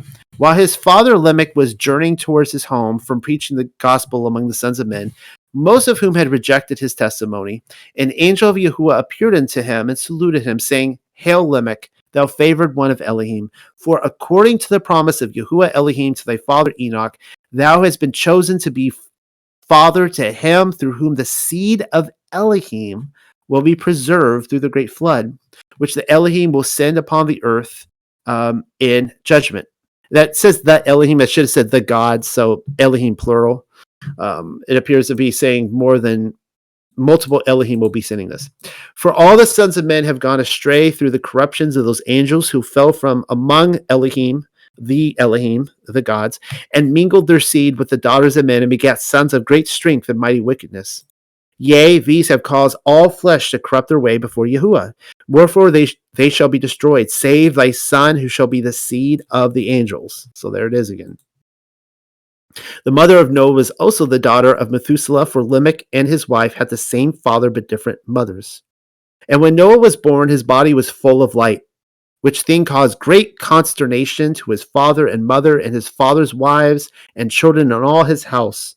Moreover, the child stood upon his feet when he had come forth from the womb, and his tongue was loosed, and he did sing praises unto Yahuwah, saying, I will praise thee, O Adon, for thou art the source of all power, yea, the wellspring whence it floweth unto the sons of Elohim, and thou art abounding in wisdom and great and mighty counsel unto thy servants. Nevertheless, though thou art Elohim, who is long-suffering in judgment, the sins of the children of men have come up before thy face, and thy fury hath waxed strong, and will be visited with judgments upon the earth. Thy mercies, O Adon, are beyond number, but thou art Elohim that visiteth wrongdoing upon the children of men, who the fullness of their iniquity hath come upon them. Therefore shall the earth be destroyed according to the word of Elohim, which cannot fail. For the waters of the flood shall come upon the earth, and all things shall perish from before thy face, O Adon, or O Adonai. Nevertheless, in thee do we put our trust, for in whatsoever thou doest, O Adon, thou hast ever done justly. Amen. Chapter 6. These things were a source of amazement and concern unto Lamech, who thereupon went unto his father Methuselah, and finding him in the temple, he said, My father, this day did my wife the daughter bear a man-child, and at his birth the room was full of light, so that we could not look upon him. And when we could look upon him, behold, the child's hair was white, and fire seemed to come from his eyes. And then he stood upon his feet and sang a hymn of praise unto Yahuwah, and lo, he seemed to have the tongue of an angel. I probably should have highlighted that they're the tongue of an angel. Tell me now the meaning of these things, and how can I raise such a son? Hearing these words, Methuselah too was troubled and said, Fear not, my son, for although I know not the meaning of these things, I will go unto my father Enoch, for he is privy to the angels, and he will be able to explain all things to us. Whereupon Methuselah traveled to the top of the highest mountain whence he could speak unto his father Enoch. And he said unto him, My father, my daughter, who is the wife of my son Lamech, hath this day brought forth a man-child. And at his birth the room was full of light, so that they could not look upon him. And when they could look upon him, behold, the child's hair was white, and fire seemed to come from his eyes. And then he stood upon his feet, and sang a hymn of praise unto Yahuwah, and lo, he seemed to have the tongue of an angel. Thus saith my son Lamech, who is greatly perplexed as to the meaning of these things, and how he can raise such a son. Amazing how all these three accounts agree with each other. Hearing this report, Enoch comforted his son Methuselah, saying, Fear not, my son, nor fret thyself about this matter. For did not a holy angel visit thy son Lamech, and tell him that this should be the seed of the angels? And was it not so? For this cause have these things happened. But on the 8th day, when the child is circumcised, he shall be covered, and shall appear as other men, except that his hair shall remain white, as a token that through him Yahuwah will do a mighty work. This word did Methuselah return to his son Lamech, and he was comforted. And on the 8th day, when the child was circumcised, he was covered, that he became as other men, except that his hair remained white. And they called his name Noah, which by interpretation is comfort, because Lamech said, Mine heart is comforted to know that my seed shall be preserved through the great flood. The writings of Abraham, chapters 4-9. Noah was the seed of Elohim, and not to be missed, Lamech was only chosen to be the father to Noah. That's what it says in Abraham 4:2. I highlighted the line so that you wouldn't miss it. Contradictions must be heretical. Best to burn every copy of Abraham then. A couple of sentences later in Abraham 4:3, our worst suspicions are reaffirmed. All flesh would be destroyed in the flood, save thy son, who shall be the seed of the angels. Again highlighted.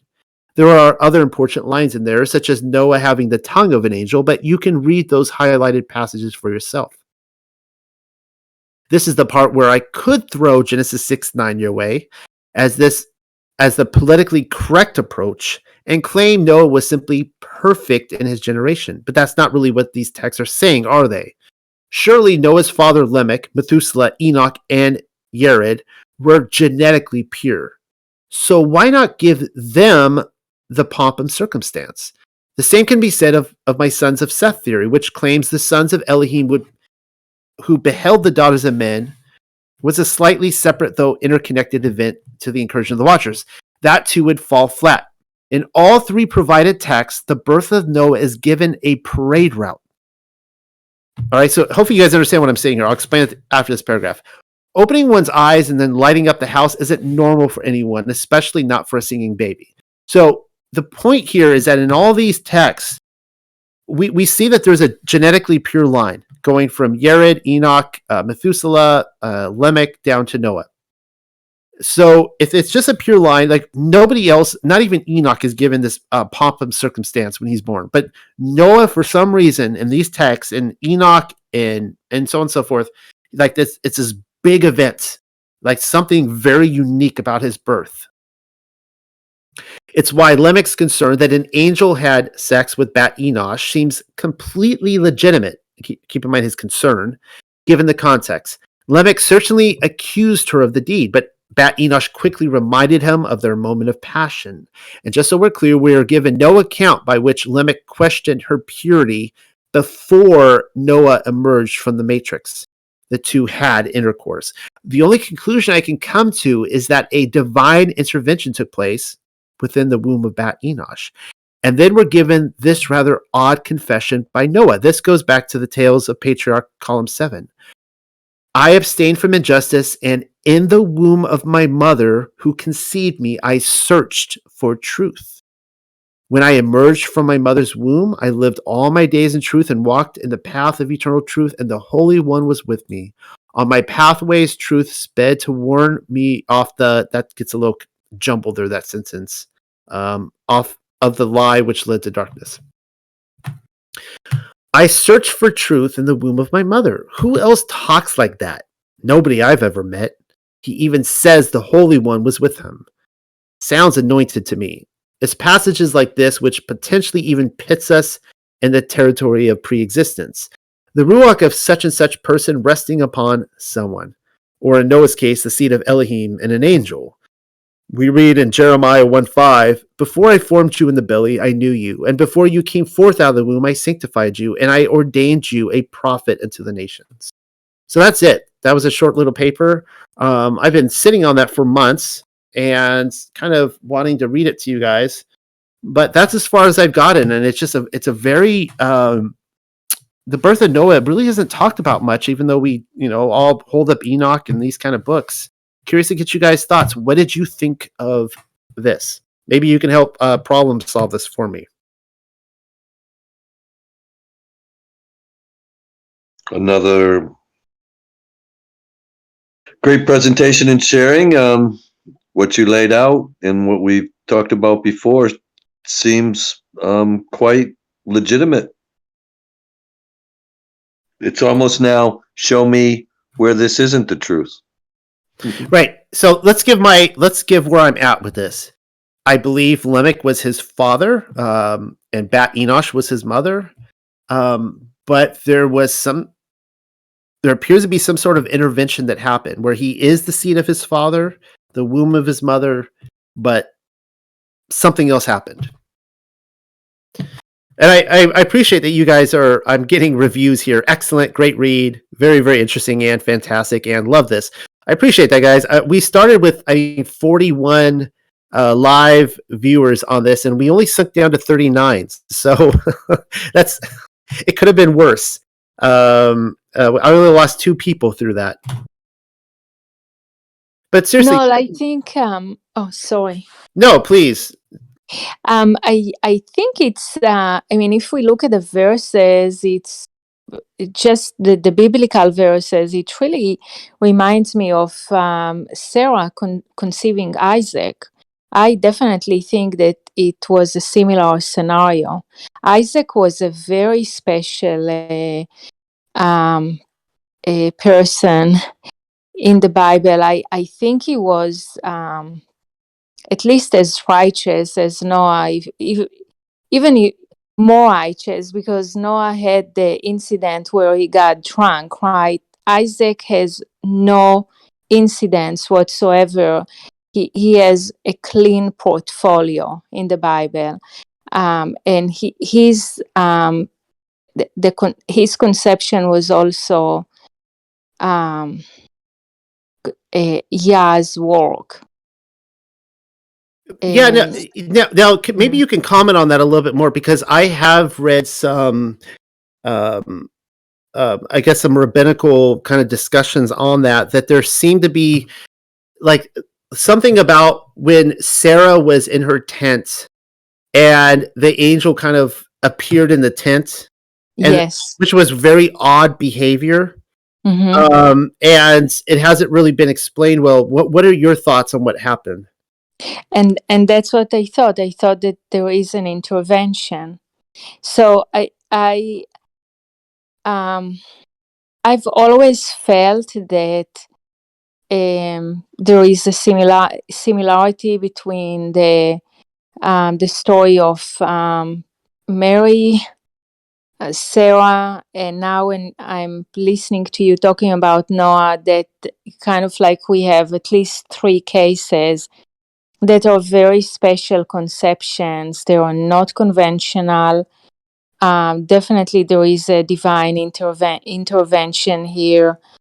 I'm not saying that Isaac and Noah are like Yeshua. I'm just saying these are 3 scenarios that definitely had an intervention. Those were not regular intercourse, man and woman, a baby is born.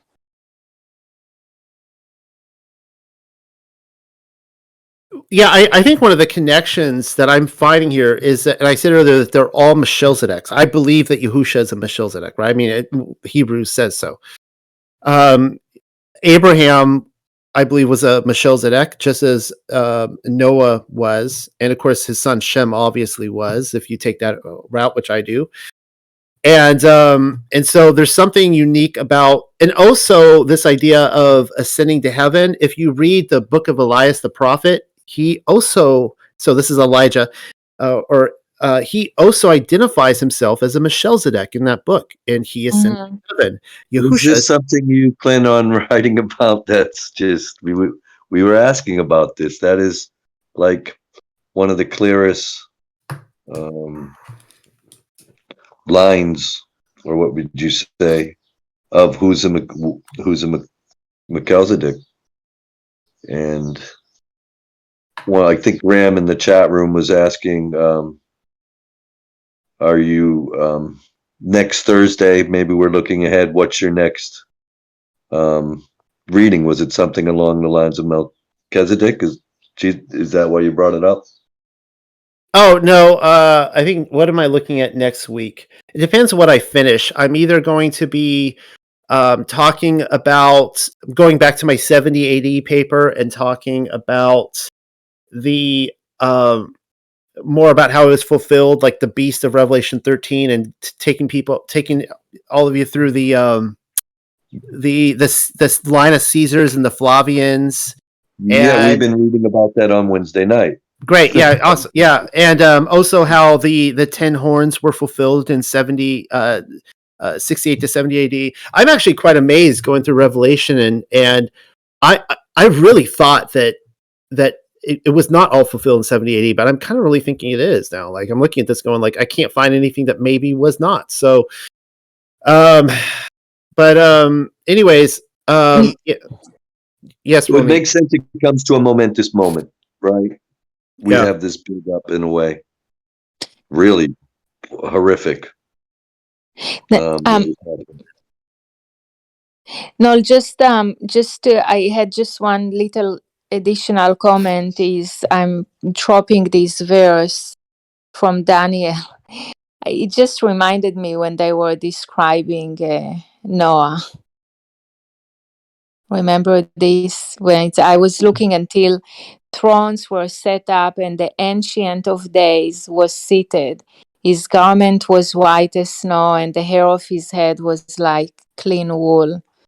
His throne was flames of fire, its wheels burning fire. I don't know, it just brought me, when you were reading the description of Noah the baby, it Great, immediately jumped time, at me. Yeah, and it's a fascinating tie-in too, because you were just talking with our last section on the Ancient of Days and Bir Sheath. Exactly. Noel, just a quick thought, because you actually asked whether about the validity of this article with Noah. Actually, to me, it makes more sense now because you answered another question which actually is mentioned in the Bible, like the concept of Tammuz, which is the son of Nimrod. And I always wondered where did these satanic churches get this idea of immaculate conception, about the son, that Semiramis got. And I can see that where they actually get these ideas of immaculate conception, because until Nimrod, obviously Yeshua wasn't born. So, and we know that it was immaculate conception, but reading these scriptures, then it's very clear that where they can actually take these ideas from. It's just basically a copy paste, Right. Yeah, and that's where I say that I have so many theories, guys, on scripture that is lost to us. Like Isaiah the prophet, I think he was quoting way more from Melchizedek literature than we will probably ever know until those books are revealed. Like my theory is, when he talks about the root out of dry ground, the famous passage, that he's actually quoting from a older source that probably is pre-flood. And I think that they had I think that was just a common prophecy that he's referring back to. I think that these were very well known to them back then and to the ancient world. And I don't, why they're lost now. It's a shame, but I just think that I think Enoch probably had way more books, way more literature. Noah apparently wrote a book on herbs and how to fight demons with natural remedies and herbs and stuff, like fascinating stuff. And it's all gone. It's all lost. Hey, Noel.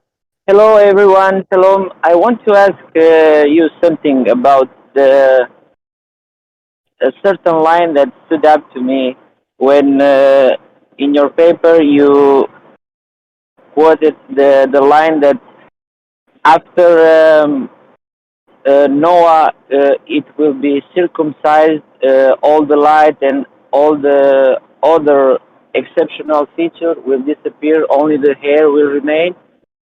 I thought, then why, if the circumcision was Melchizedek thing to do, even from the beginning, then why, when Abraham entered the school of Shem, didn't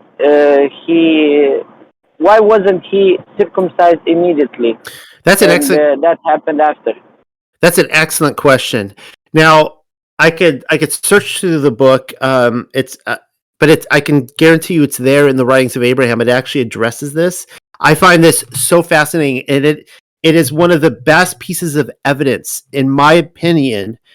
If you can accept this book, The Writings of Abraham, which I find a lot of second witnesses for this book, that the law predated Sinai to the very beginning, and that the Melchizedeks all knew what it was. And so what happened is that when Abraham went to the school of Shem, he was taught by Shem and Noah. Now, this is where it gets really trippy too. My current belief is that Shem and Noah were already ascended to heaven by this point. That they were long, I guess what you call dead. They were living. They were unique. They didn't go to Sheol. They were unique. And that when Shem became a Melchizedek, like there was something supernatural about that. But anyways, it says that Shem actually tells Abraham in this book, he says that we taught you all the law, but we were told by Yahuwah to withhold teaching you about circumcision because he himself wanted to make a covenant with you through this. And so that's why they held it back from him. Oh, yeah. Now I remember this line that you mentioned. Yeah, and because I listened to the book of to the writings of Abraham.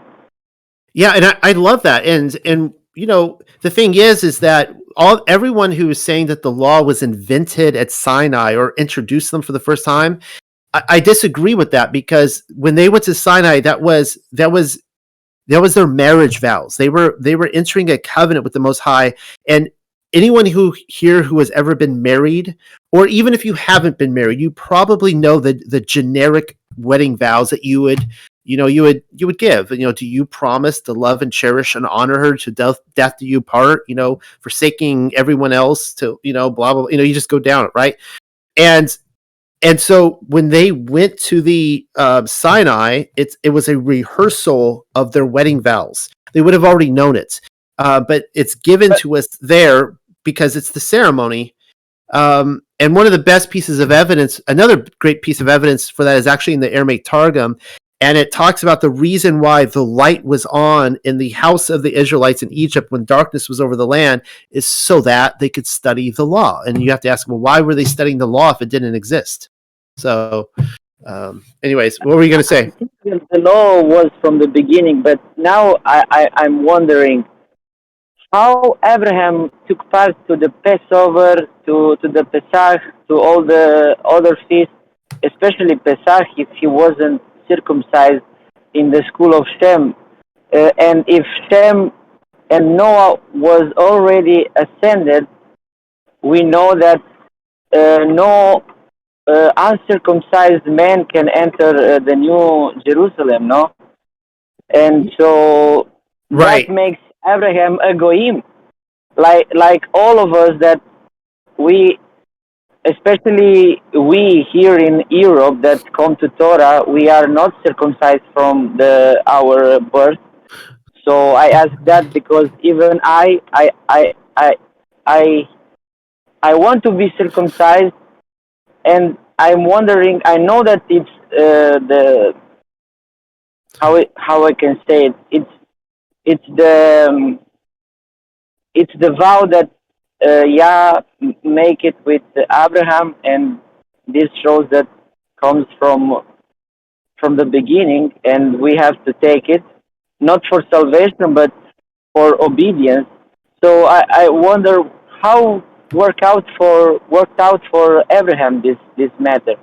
Well, okay, so Abraham went to what's called the city of Shalom, which was, where we get Yerushalayim, the name. It was on Mount Zion, and so I don't believe he went to New Yerushalayim. Now we read in, I think, Second Baruch, it talks about how Abraham was shown New Yerushalayim. I'm under the impression that happens after his circumcision. Later in life. In fact, if you read, maybe it's the Apocalypse of Abraham, or I'm not sure what it is. It's there's a couple of books out there that talk about, I'm going to misquote it, but when he went to New Jerusalem, I think it was towards the end of his life when he was shown it. And I do believe he was shown New Jerusalem according to Second Baruch. But when he made the sacrifice with all the animal in the midst of the animals, it's mentioned in Third Baruch. You quoted the last 2 times, I think. Okay, I kind of missed that. I'm not sure what, but yeah, I don't know where it says in Second Baruch. I'd have to find it, but I'm quoting from scripture. I don't have in front of me at the moment, but I know it says in Second Baruch that Abraham was shown the city at some point in his life. It doesn't say when.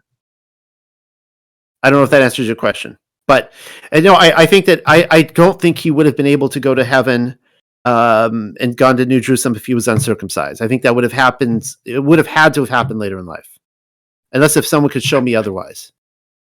So yeah, understood. It makes sense. Yeah, we cannot enter New Jerusalem if we are not circumcised. First with in this body for us males, and then with our hearts in the final passage of us to heaven.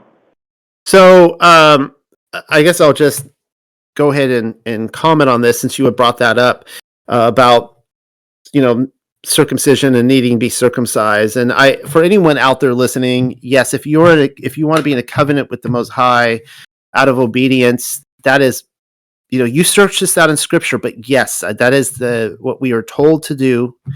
And I know that sounds very painful for men if you have not been circumcised at this point. I made that mistake with my sons when they were born. I did not circumcise them because I felt that I was being obedient to Yah by not circumcising them, by what I was reading in Galatians and other passages. And then I came over to Torah and I was like, oh no, that was a grave mistake. And when they were, how old were they? They were just turned 5. And I went ahead and I circumcised them, and I had the big talk with them, and I told them what was happening, that kind of stuff. And it was I don't know about a grown adult man, but it was a less painful experience than going to the dentist's office and having a cavity filled. So if you can imagine what it's like to go get a cavity filled and they numb it and you kind of feel the drill and you're like, But I can tell you that I was there with my sons the whole way, and they were fascinated by everything that was happening, and they helped with the scissors and making the cut, and they didn't feel a thing. It was a completely painless. It was not barbaric. It was a painless ceremony. It was a painless procedure. They didn't feel a thing, and so there's that. Thought I'd throw that out there.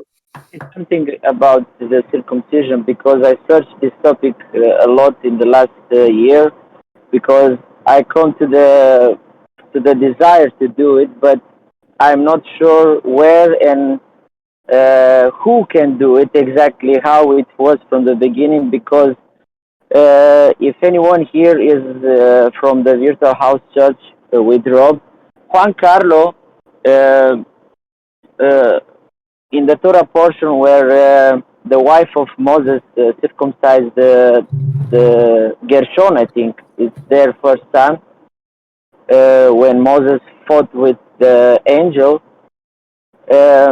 He mentioned there is a difference, and Ronit can confirm it if I'm wrong, that Brit Milah it's different from Brit Peria. So Brit Peria it began in the era of the Hasmonean dynasty, and they added to the command of the Torah. They cut all the skin. If I'm all too graphic, I'm sorry. They do much more than the the commandment required, because every male is different in there. So the Yeah. commandment is only the part that is covered must be cut out. But they added to the commandment, and in the time of Yeshua, it was already altered, even the circumcision. So now I'm like, how can we do it right? How can I do it right?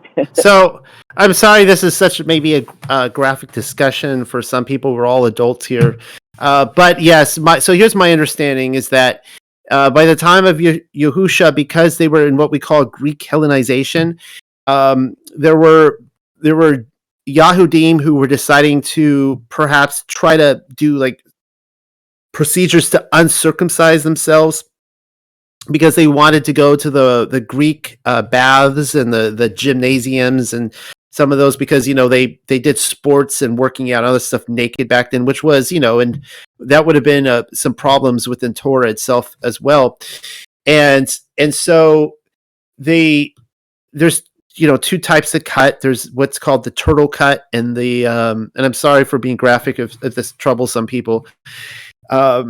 I'm not trying to be crude, but there's two types of cuts. There's the turtle cut and the what's called the mutilated cut. And they started doing the mutilated cut. They tried to cut off as much skin as possible, so that they couldn't uncircumcise themselves. And most people in the world today are given what's called the mutilated cut. Most of us, if we were circumcised as babies, they probably did the mutilated cut.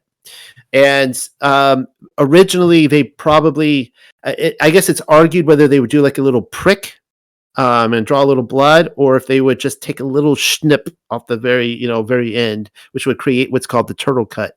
And so yeah, anyone who needs to get circumcised still, I recommend staying away from the mutilated cut.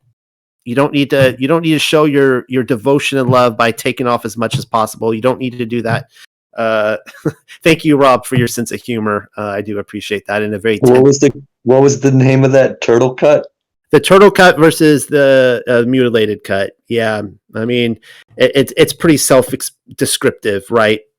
A little turtle head poking out versus like all the skin is pretty much removed, right? So Noel, I got a question. So, if, for example, a person gets born or is in an environment or family that there are Muslims, and you know that the Muslims, they kind of they do the circumcision, but what happens to these people that they do the circumcision for a different reason in the beginning of their life, and then later on, for example, they change to Christians? What happened then? And they change, for example, to Torah Christians, etc. get baptized. Okay, get baptized. Does the circumcision still Well, count? Agreed. yeah. The thing is that like we here's the thing. I was born. Okay, I was circumcised when I was born. Okay. My parents circumcised me. I don't know why, because they're completely against it. So I'm very confused as to why they circumcised me.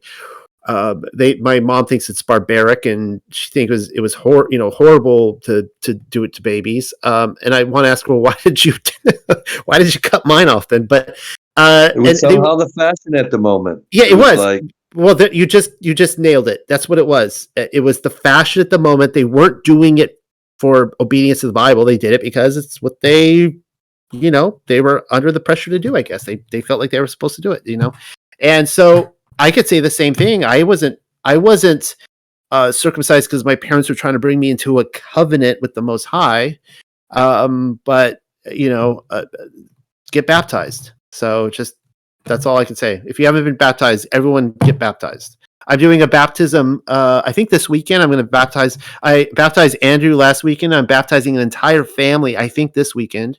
And then almost every weekend coming up, I'm like, people are like, I have people flying out here because they want to be baptized. And if you haven't been baptized, that's a requirement, guys. It's a requirement of obedience. You need to get baptized. I've done studies on that in Scripture, and that's the only conclusion I've come to, that it is a requirement to show that obedience to the Most High. So with that, I'm going to officially close. Josh, you've been very patient.